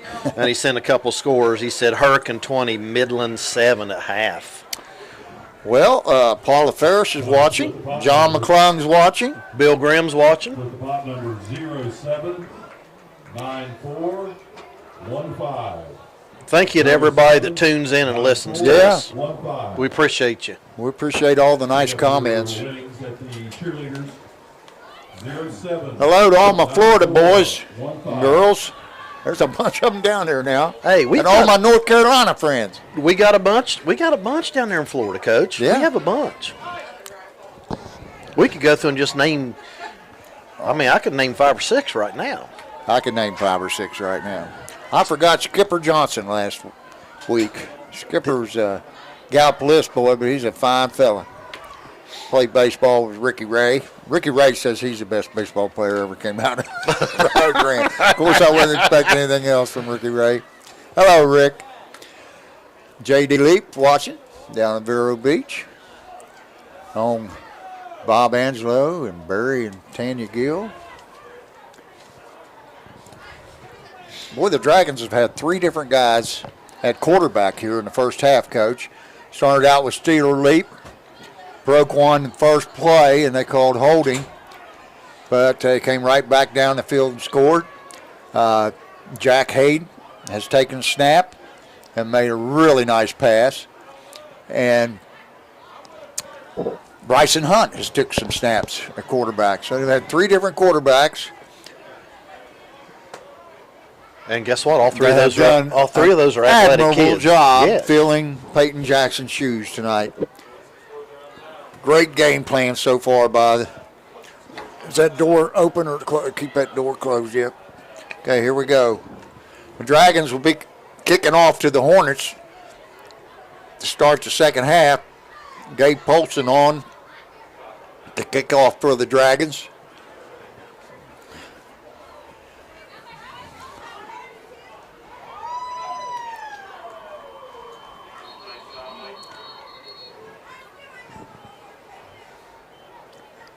Back deep for the Hornets, number 8, Steven Simpson, number 21, Chase Hall, and number 14, Caden Murphy. So, Coach, what's Coal Grove got to do to get back into this second half, do you think? Well, I'm going to tell you what, They've thrown the ball quite a bit there late in the second quarter, and Dragon defense has just been stout up front. Done a great job filling the gaps and getting Hall on the ground. Here's the kick, sort of short and to the right. Takes a hop to Murphy. Murphy down the left sideline, and he's out to about the 37-yard line. Murphy on the return. That'll give the Hornets first down at their own 37-yard line. Ball on 36-yard line. Coach, you didn't give a shout out to Rusty Smith. He's over there on the chains tonight. Yeah, he was supposed to come up at halftime and get some of those Dave Carroll beans. Well, he probably had to go get a concession stand hot dog instead. Yeah. I'll take the beans, Coach. Hornets come out, wide receiver right and wing right, and hand off to Hall. He's looking for room, and he's met in there by 57. They called him down again. I think he was down, Coach. 57's Ryan Dixon. Steeler Leap pulled the ball out, but I think his knee was already down. He was down. He got about almost 5 on the play. Let's call it second down and 6.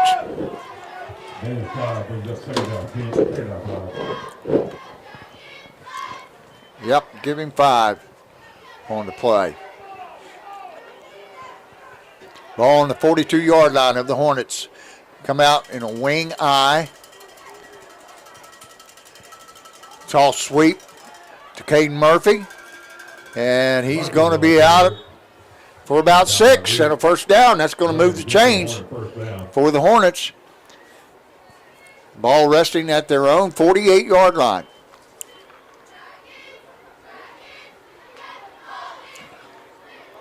They're going back to their style of football, Coach. Wing T this time. The wing is on the right side.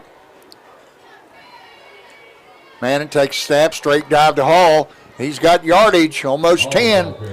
He's got about 9 on the play. Brings up second down and 1. This is pretty much what I expected to see out of Colgrove, just ground and pound. Yeah, exact thing I did too. 51, Stephen Rhodes comes out. I think he hurt his hand. He's got it heavily taped. Wing right, T again. This time it's back in motion. Hand to Hall again. He's still plowing. He's got about 7 on the play, and that's going to bring up a first down. Ball resting now at the Fairland 36-yard line. Hornets will set up first and 10. The ball on the Dragon 36. And, Coach, I noticed they keep giving Hall just about every other play. He's coming out and they've been giving him a break. He's got to take a break. He went to the sideline. I think he's going to carry the mail here in the second half, but he's going to have to take a little break right now. We're going to go wing eye this time. Murphy is in the back. Is the eye back. Toss sweep. Manning. Nope. Straight dive to the fullback. That's Simpson. He's still going. And they finally bring him down. About 4 or 5 Dragons on the play there. Down by a host of Dragons. And 4 brings up second down 6. I think that was Quentin Cremines that met him first. Brings up second down, 6 yards to go. Ball at the Dragon 37-yard line.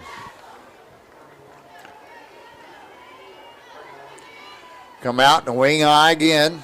Wing on the right side. Hall back in the lineup. He's the back. They're going to run a little toss to him. And he's going to be short of the first down, but he's going to gain about 2 or 3 on the play. That'll bring up third down and about 3 yards to go. And, Coach, they've gotten quite a bit. We call that play a blast. They pull the onside guard and lead with the fullback and then block down. And they've used that play pretty well so far tonight.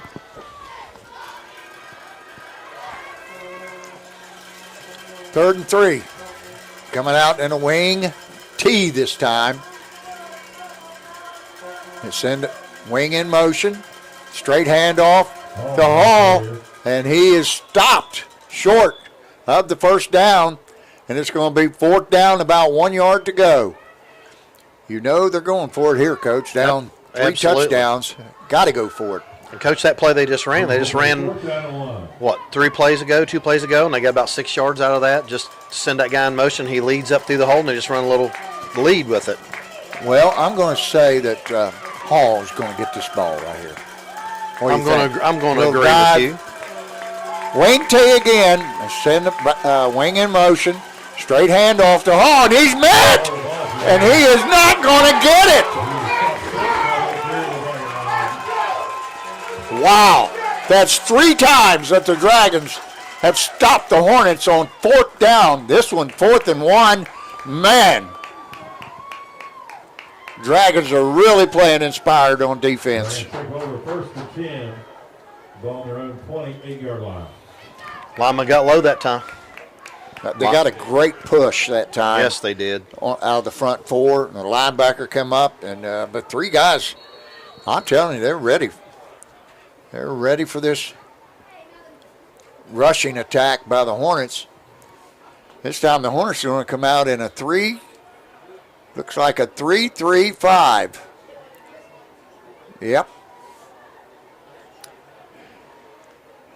3 receivers right, and that's Steeler Leap running to his left, and he's going to get about. That's a horse collar, Coach. A horse collar or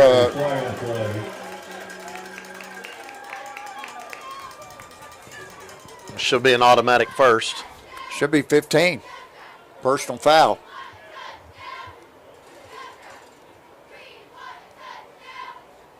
Here's the signal. Horse collar. And that was a good call right there. Excellent call. Happened right in front of us. That'll move the ball into Hornet territory at their 49-yard line. First down for the Dragons.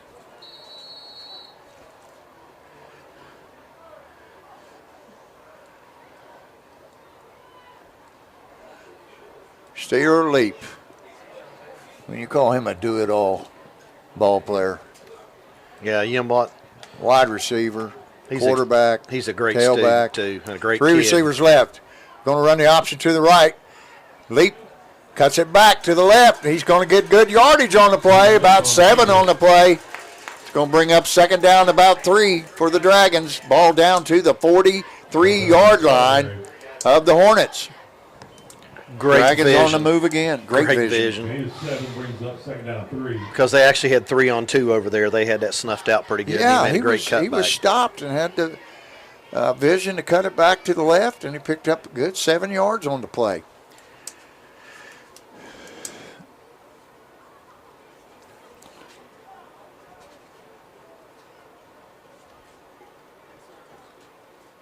We got 3 receivers to the right this time and 1 to the left. Leap in the shotgun. Zion Martin on his left. Leap takes hands off to Martin. He sees the room, and he's got the necessary yardage for a first down. Picks up about 5 or 6 on the play, and the Dragons will go first and 10 at the 37-yard line of the Hornets.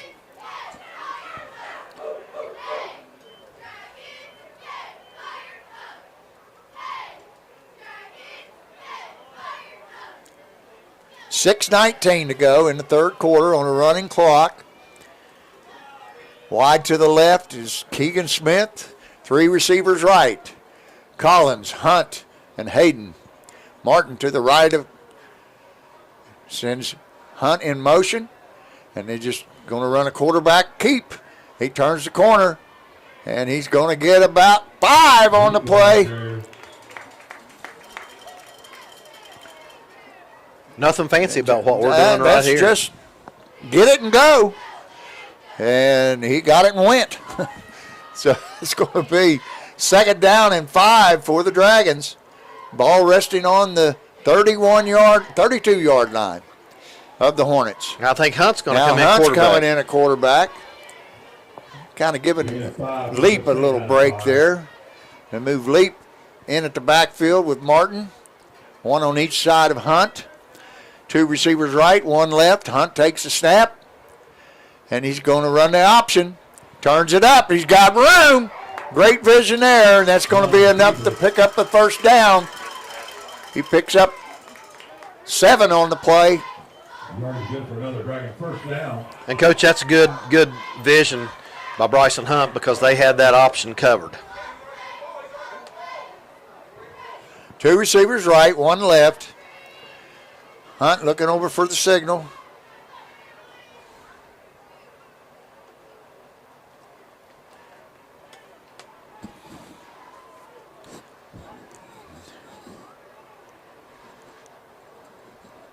Hunt takes it. He takes off to the left. He spins, but he's not. He going down for a loss.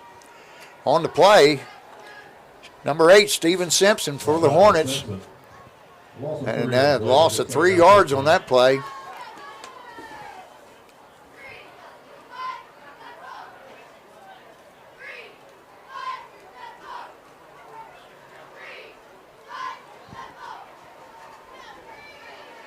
Cedar Leap now going back to take a snap. Hunt on the left side and Martin on the right. 2 receivers left, 1 right.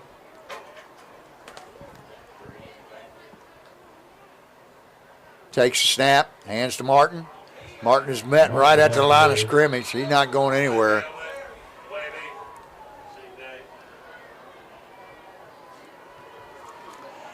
No gain, maybe a loss of 1 on the play. Brings up 3rd down and 13 yards to go for a first down. Jack Hayden's going to come back in, Coach. We'll see if we're going to throw the ball. Yeah, Will Calicote comes out. Bryson Hunt calling the signals. He's going to take the snap this time. Leap to his left, Martin to his right. 2 receivers in the tight slot left. Collins up on top at the right. Hunt drops back. He's looking. And now he's going to outrun Chase Hall. He throws it, and it's incomplete. Intended for Keegan Smith. Let's bring up 4th down, Coach, or 3rd? This should be 4th down. Yeah, it's 4th down and 14 to go, and he's going to send in a punting unit. That's what I'd do right here, Good decision. Good decision. Try to kill one down inside the 10 somewhere, make them go 90 yards and use a lot of clock. Now we're going to try for a field goal, Coach. You're kidding It's me. going to be a 45-yarder. Wow.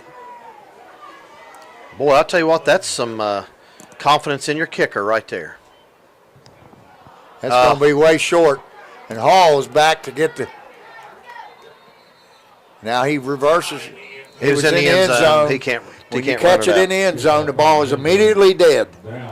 So that's why there's no run back allowed right there. As soon as it crosses the plane of the end zone, it is dead and becomes a touchback. So the Hornets are going to get it on their own 20. 3 minutes, 3 seconds to go in the 3rd quarter. Dragons leading 21-0.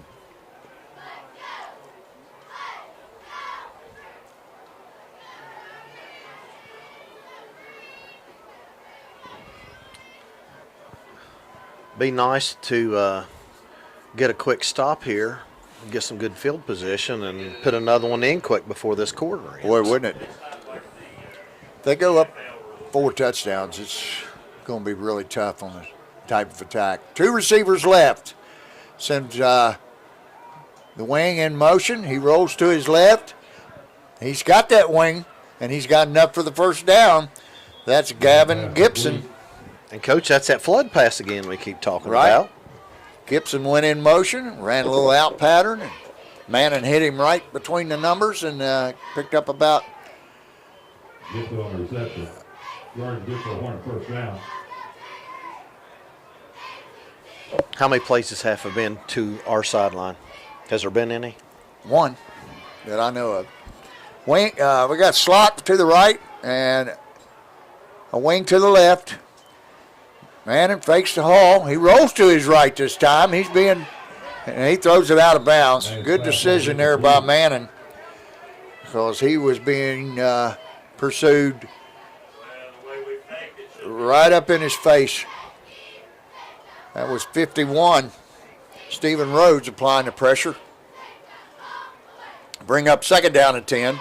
Ball resting on the 37-yard line. And, Coach, he had to throw it away because receivers were covered downfield. Defensive secondary did a good job right there for Fairland. This time, same set, slot to the right, wing to the left, tight end left. Hall on the left side of Manning. Manning takes a snap. He hands to Hall. He's looking for room. He's plowing. He almost gets loose, but he gets a good hard 4 yards on the play. And, Coach, he got hit 1 yard in the backfield. I know it. He's a horse. I mean, he's just not going to go down. I mean, he's going to take a little break. He got basically 6 yards on his own. No, I thought he was going to take a break. He's limping slightly. This time we got a different no,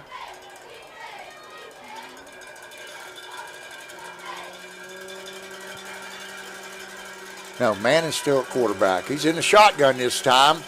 Twin receivers to the right, wing to the left with the tight end left. They hand the ball to Hall again. And again, he stopped after a 1 yard gain to bring up 4th down and about 6. What are they going to do here, Coach? So you're down 20. You're down 21-0. You're within the. You can't afford to give Fairland a short field. That's for sure. That's true. It's going to be punting unit on the punt for the Hornets. Number 21, Chase Hall. Coach Lucas not going to gamble here. I thought maybe he would.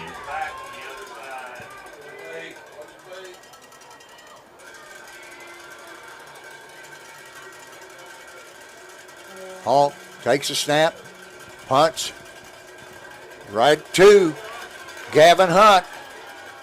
He fouls a little crease, and he's up to about the 36-yard line. Pretty good return, about 15 yards. And really not, that's pretty decent coverage by the kick team right there. Well, the Dragons got 1 minute and 11 seconds left to go here in the third quarter. And that's what I said, get this ball back and get a quick score in. Right, I'm telling you, they're not, they haven't scored, but they haven't allowed Colgrove to penetrate very far. Put them in 4th down situation. They had to punt. Now the Dragons will take over on their own 36. 2 receivers right. That's Collins and Hunt. Keegan Smith over here on the left. Steeler Leap takes it, fakes a handoff. He's going to throw the short out here to Bryson Hunt. He's got it, and he's going to gain about 8 on the play, 7 or 8. Bryson Hunt. Somebody's down over there. He's back up. That's a Colgrove Hornet that is down. Official time. I can't tell who that is, Can't Coach. tell, can't see the number. Coach is standing between.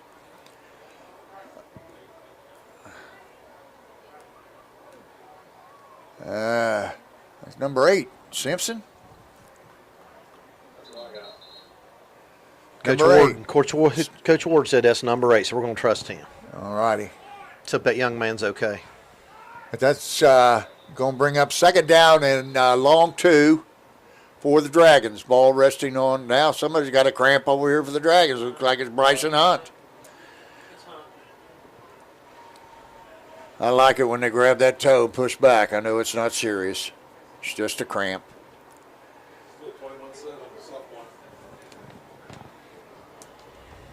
That's an interesting score. That is really shocking.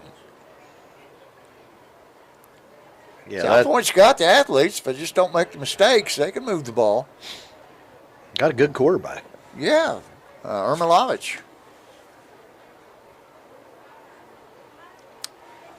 Oh, Rock Hill 35, Chesapeake nothing in the third. That will be the Fairland Dragons' season final opponent here at home. The big rivalry game with the Chesapeake Panthers will be next Friday, and we'll bring it to you. And you can throw all the records out. Yes, sir. When you play that rivalry game. It'll be Dragons ball, 2nd down and 2. Ball resting at the 44-yard line. Twin receivers to the right, 1 to the left. C.J. Graham in there now at wide receiver. Steeler leap. Going to take a snap. 2 backs behind him. We're going to see a little Zion here, Coach.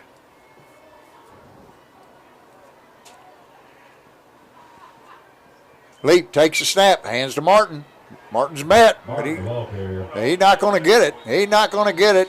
His momentum has been stopped. And they're going to call a late hit on Hall, who just would not give up on the tackle. Whistle had blown, and he finally threw him to the ground, and they've got a flag. This will be interesting. It's got to be against the Hornets. And if it's 15 from the spot, that's going to give the Dragons a first down. I'm not sure what they're doing here. Personal foul against the Hornets. That'll be 15 and an automatic first down. Should be automatic, but it's not. But it should be enough yardage to pick up the first down.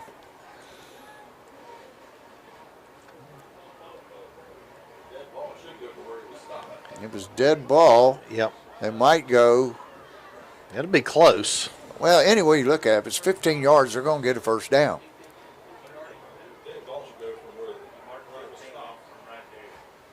Yep.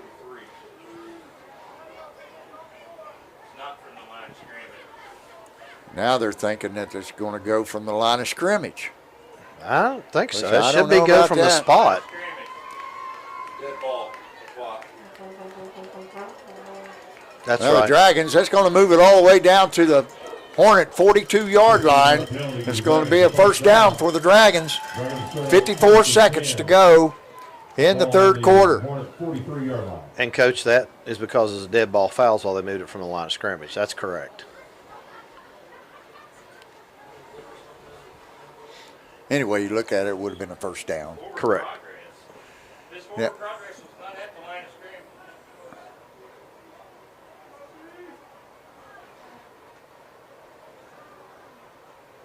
Now they're trying to. Official referee starts the clock. 2 receivers right, 1 left. 2 backs in the backfield, 1 on each side. He's going to run the play clock down inside of 10.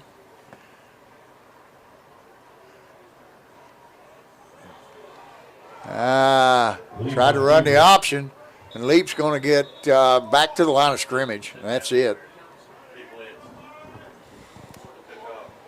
That's going to be the quarter, Coach. 20 seconds to go in the quarter, and the Dragons are going to let it run out. And after 3 complete quarters of play, it's the Fairland Dragons 21, Coal Grove Hornets 0. I'm trying to look, Coach, see if we have any changes in scores here, and it doesn't appear to be. It's the same as we had at halftime.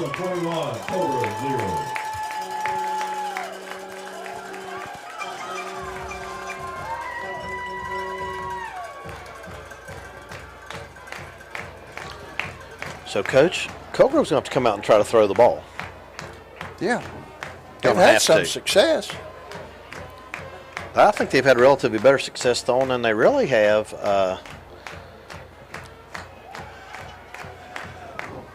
running the ball.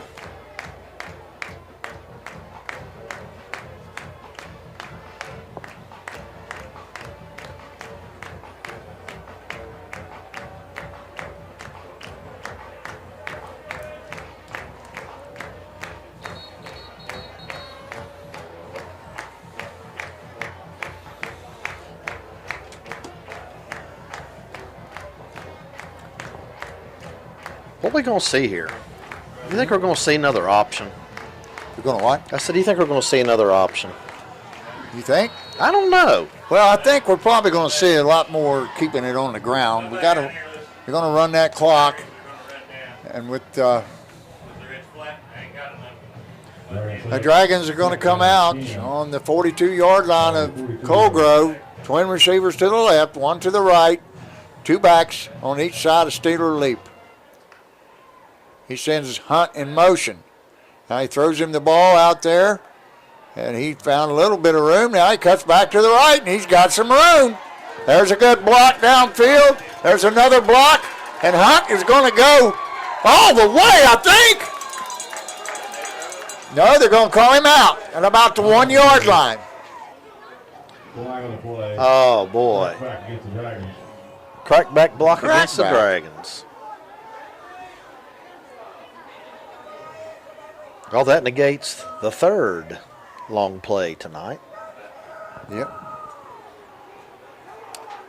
They're going to bring that one back. Fantastic run by Bryson Hunt. Caught a little flare pass out to the left, cut it all the way back up to the right sideline, and was knocked out of bounds at the 1. But the officials say we have an illegal crackback block on the Dragons. It's going to move it back 15 yards to the 50-yard line, where it's going to be, was it first down or second down? Should be. They've got second down. It's going to be second down and about 16, 17 yards. 15 yards.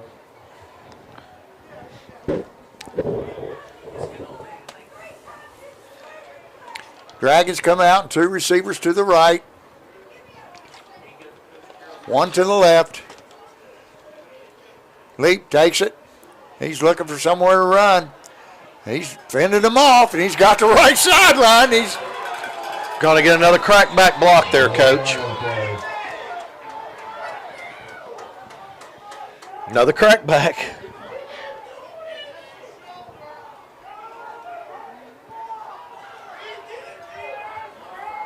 Back block against the Dragons. That's 2 in a row, 2 plays in a row. That's going to bring up a second down and what do you call it, Demaria Street? Yep. Second and Damaris Street. You know, that is one thing they've taken away since That you was and I second and coached. 18. It's going to be second and 33 yards to go. Wow. Well, I'll tell you, another key to this ball game, Coach, is no turnovers by either team. And the Dragons got to keep it like that. They can't give Colgrove a short field. So No. ball security is of utmost importance here. We got 3 receivers left this time. Collins, Hunt, and Hayden. Keegan Smith to the right. They're going to throw a little soft pass out here to Hunt, and he's going down after a 1-2 yard gain. Bring up third down, 31 yards to go. And you know what, Coach, we've thrown that pass several times tonight. It sure would be nice to run a little Fox play off that. Try to get somebody deep. Set that up again. And Well, he's got to throw it out there a little harder. He kind of floated that one out there. well, again, he's not used to playing quarterback. That's right. But I'll tell you what, all 3 of them have done a fantastic job. We've got 3 receivers to the right, to the left, empty backfield this time. And that's Jack Hayden. He's being pressured. Now he just throws it out of bounds. Hayden passes incomplete. That's going to bring up fourth down, 31. This will bring on the punting unit for the Dragons. And that was a good job by Jack Hayden, just getting outside and throwing the ball away. Yeah, he was calling for his receiver to come back. But the Hornets had him covered that time, Coach. They did a great job. No doubt about that. On the punt for the Dragons, number 10, Bryson Hunt. I think it's Keegan Smith doing the snapping, Coach. It's usually Peyton Jackson. Peyton's out. There's the snap. There's the kick. And that's his best kick of the evening. They're going to let it roll down inside the 25 to about the 24-yard line, maybe the 23. Line is down on the 24-yard line. Hornets will take over first and 10. 9 minutes, 41 seconds to go in your game. Dragons leading 21-0. Hornets going to take over at the 24-yard line. And Coach, I think we have to see some passing here. He's going to have to see some passing. He's got to get some quick scores. Going to have to. Well, they can go down and score. I don't care as long as they use about 6 minutes. I just checked scores again, Coach, and there's no Well, change. they're going to send 3 receivers to the left. 4 receivers. Hall is lined up. We got 4 receivers left. He rolls to his left. He's looking, throws a short one out here, number 4. That's Wesley Runyon on the reception. Pass complete. And he's going to gain about 6 or 7 on the play. Give him 7, brings up second down and 3. 7-yard gain, brings up second down 3. Again, Coach, low flood pattern. Roll them out. And he got out of bounds, stopped the clock, which is very important for the Hornets right now. I don't guess he did. The clock's running now. Hall looks like he's going out. Gingerly going Yes. Slot receiver to the right. He goes in motion and run the jet sweep. And he turns it up. He's got some room. He's still on his feet. That's Caden Murphy, still on his feet. And he's run down by Steeler Leap inside the Dragons' 20-yard line. That's exactly what the Hornets needed. That young man's played a good game, Caden Murphy. He has. He's returned. He's yes. returned kicks. He's caught a couple passes. Right. He looks a little winded right now.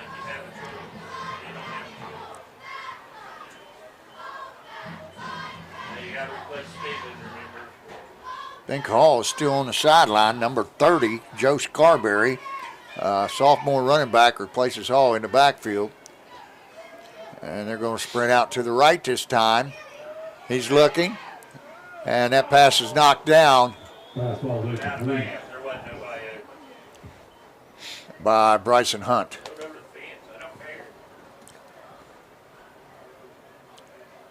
Bring up second down 10. Ball at the Dragon 14-yard line. 8:25 to go in the game. And Coach Chase Hall's still not in the ball game, I don't think. No, he's out right now. He's been roughed up quite a bit tonight, Coach. 14 Simpson, they fumble it. Now they got a flag. I don't know what that is. No, that's the fumble marker. There was a fumble. The referee threw his. I wish they'd change that to blue or red. It looks like the same thing as a flag. And loss of 5 on the play brings up third down 15. Ball back to the 19-yard line.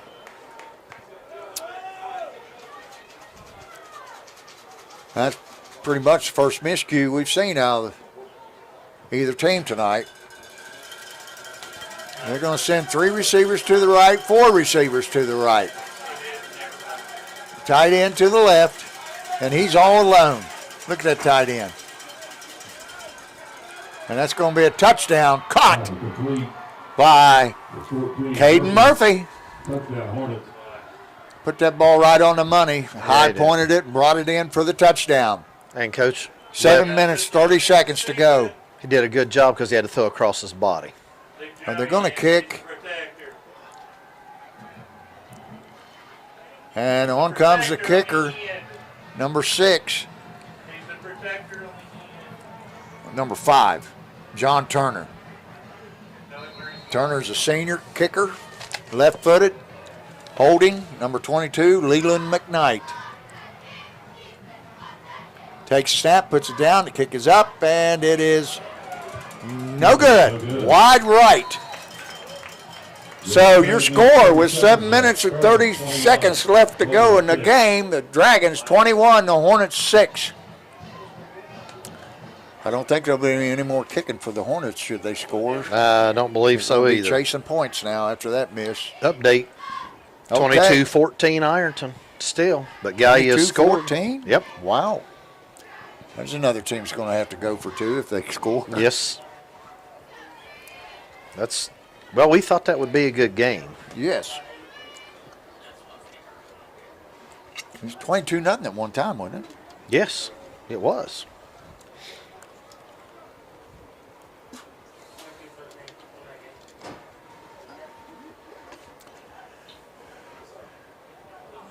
Dragons got their hands team out there, Coach. They're expecting an onside kick.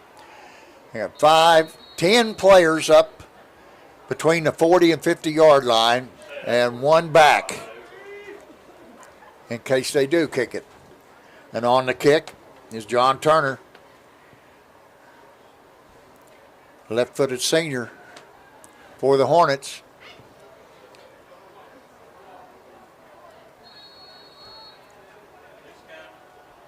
And we got 6 guys over on the right and 1 to the left. This kick is going to be an onside kick to the left. And it's covered up there by one of the up men. Onside kick. That is number 27, Steeler Leap. Mr. Do Everything. First and 10, the ball around 48. Dragons will have it at the 48-yard line. Got a short field. 7:29.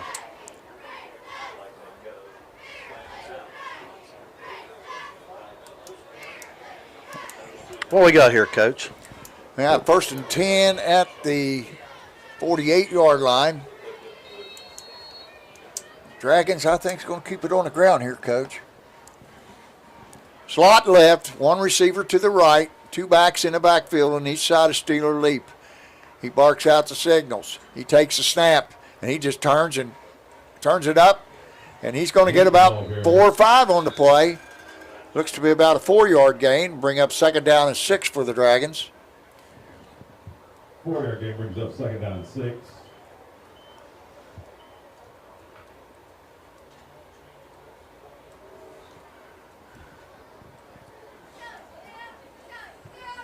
They're really working on that game clock, Coach. I'd do the same exact thing. Absolutely. You're up 2 scores. They're not going to snap it till it gets under 10. It's down to 16, 15, and running. 2 slot left and slot right. Martin to the right side of Leap.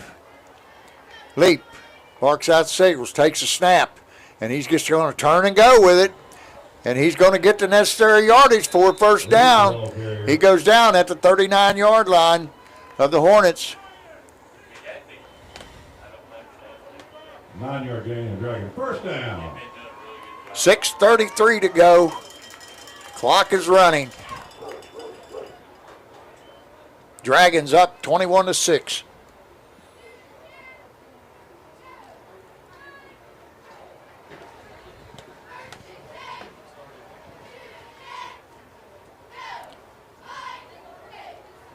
We've got twin receivers right and left. Martin to the left side of Leap in the backfield. Leap under 5 seconds. He's just going to take it and run. And he's going to get about 4, 5, or 6 yards on the play. Hey, that's all you need to do. Keep it on the ground and stay in bounds. 5:53 on a running clock.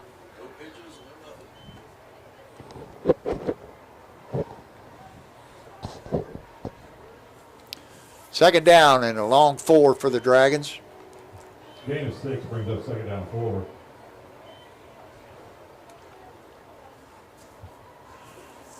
We got twin receivers right and left for the Dragons. Martin to the right side of the Leap this time.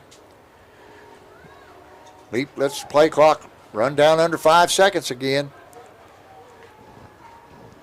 Snaps it right at 1 second to go. He turns it up. He's got the yardage again for a first down. 8-yard gain and Dragon first down. And we're almost 5 minutes, Coach, on that game clock.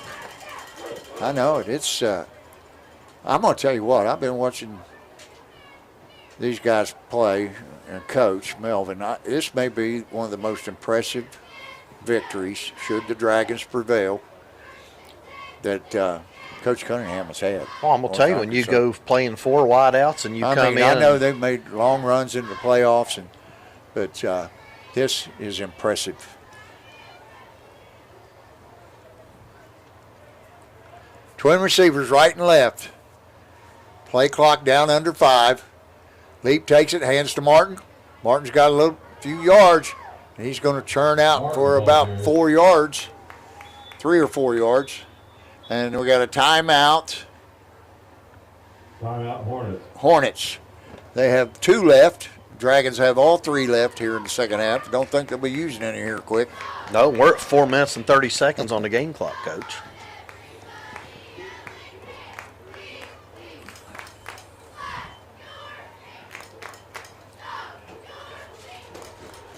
I'm going to shout out to a good friend of mine. He's right next door to us, Coach Chuck Price of the Cold Grove Hornets. Good friend. Been friends a long time. He's a good guy. Yeah, he certainly is. Hey, we even offered him something to eat, and he turned us down. Can you believe that? I guess he thought we were going to poison the food or something on him. No, I think Chuck probably already had his pregame meal. Oh, was that what it was? We could ask him. We could haul over and ask him. He didn't even take a piece of cornbread. He had his game face on, Coach.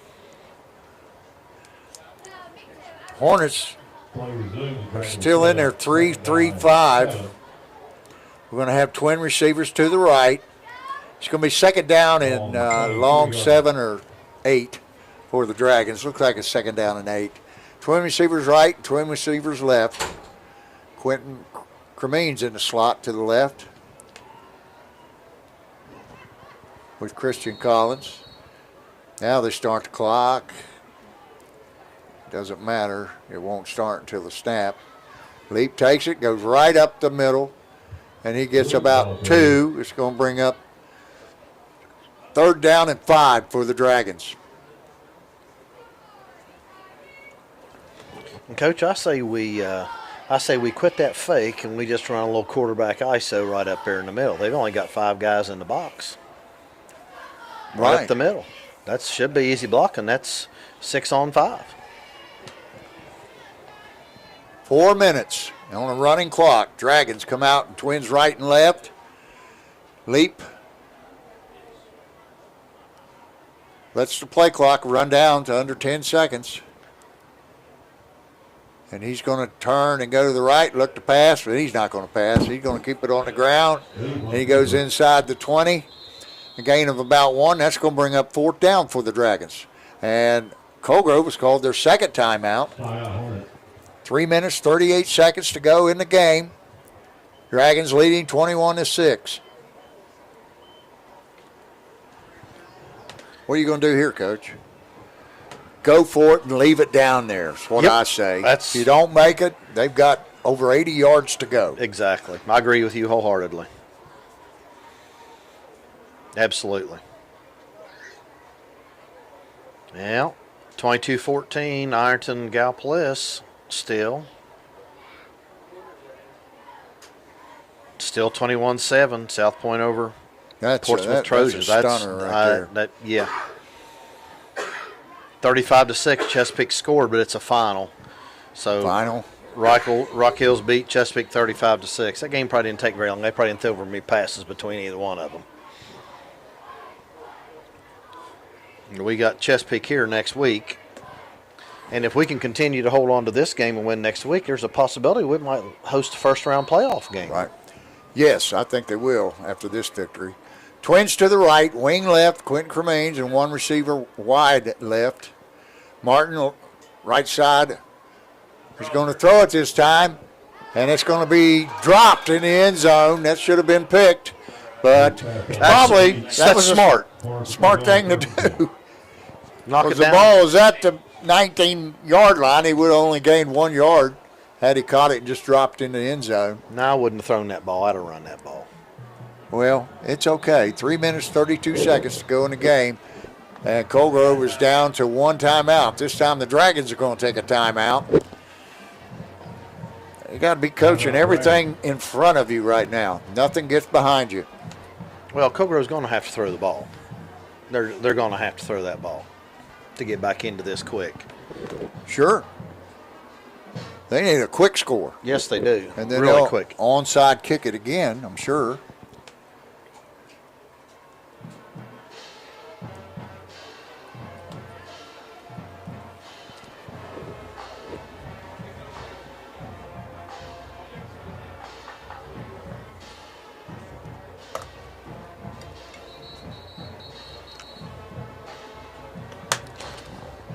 I'm going to rush 3 and drop everybody else back. That's what I'm going to do. Well, it looks to And I me might even like have my middle guy slow there's only play. 3 linemen up there, Coach. I think you're right. They're going to play a 3-3-5 as well. Yep, just going to rush 3.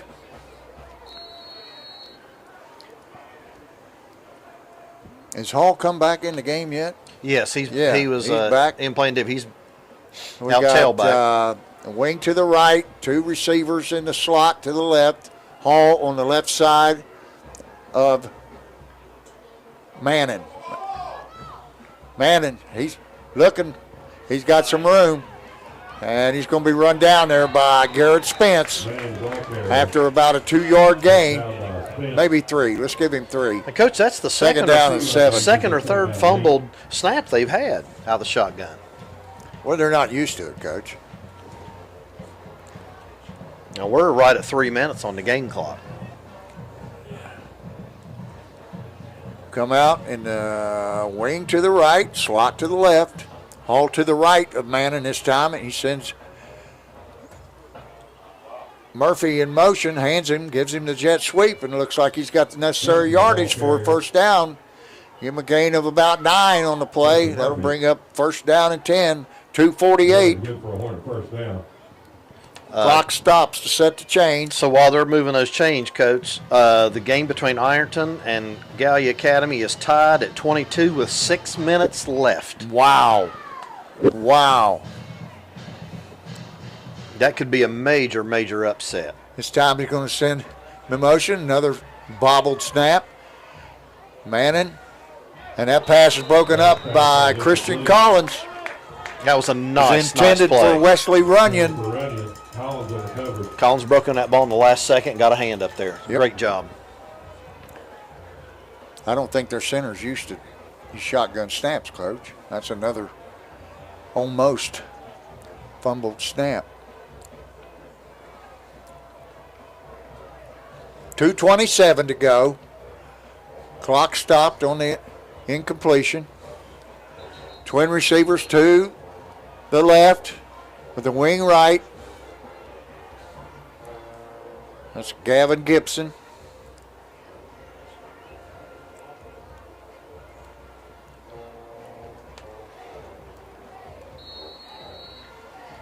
Hall's on the left side of Manning. Sends the wing in motion, and we got, looked like we had 2 guys in motion at the same time, Coach. A guy leaned, the wing leaned a little bit over there. Yeah, it's going to cost them 5 more. So Yeah, that's going to bring up second down and 15. Yeah. 2:26 to go on the clock.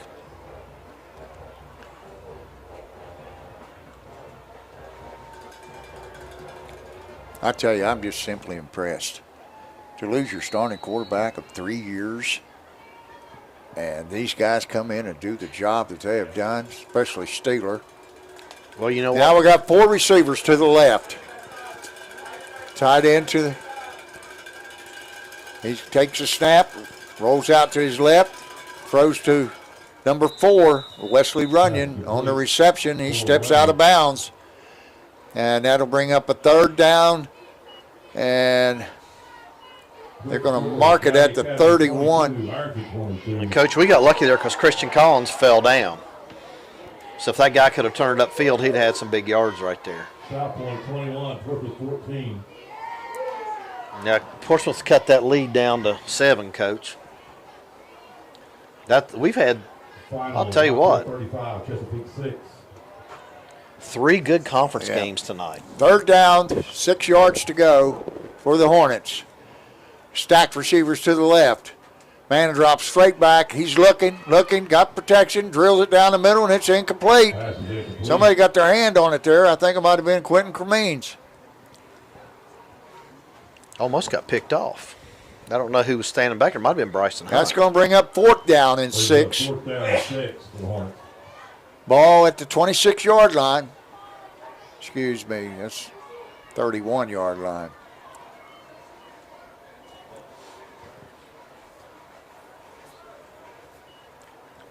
Zarin Morton comes in to replace Justin McKee. Get a little bit more speed in there, Coach, on this rush. Dragons in a 3-3-5.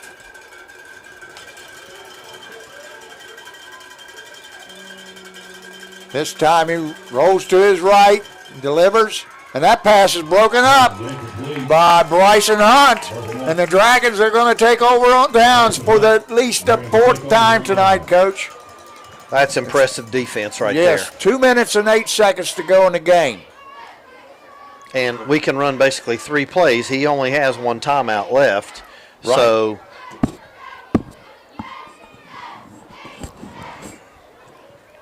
3 plays at 40 seconds.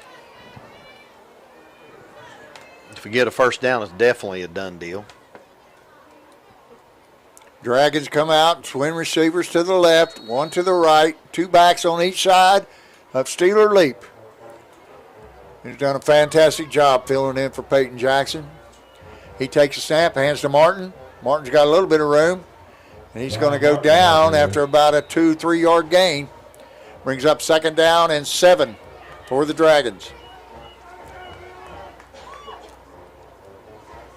And just run this clock. 1:50 to go on a running clock. And 30 seconds on the play clock.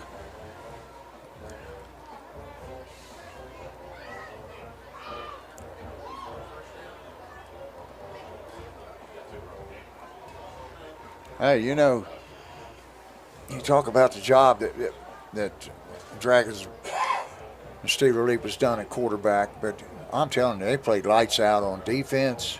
They've done everything they had to do to win this ball game. Leap takes it, kneels down with 1:17 to go. And really, there's no Clock use. running. Colgrove's got 1 timeout. They're going to let it go, I think. I don't know if they're going to There's call no timeout reason to or call not. timeout.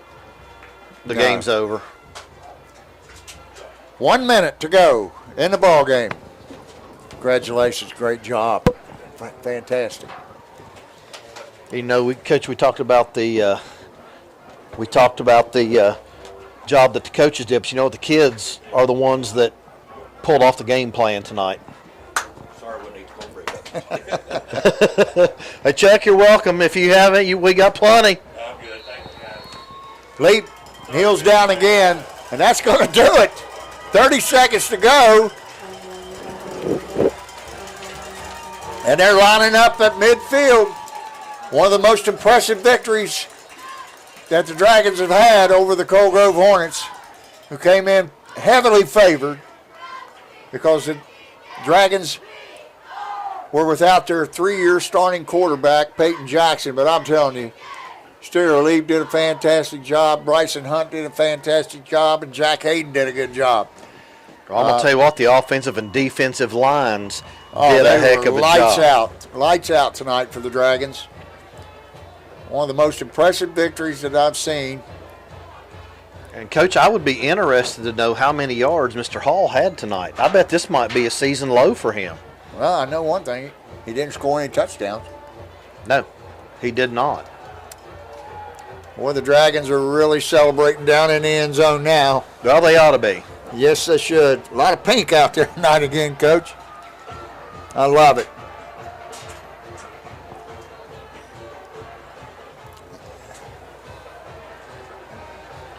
Well, while they're celebrating out there, let me look here and see if we have any updates. That's going to send the Hornets to their 4th straight loss, Coach. They're going to lose some points. I know who they in have the next computer week. records.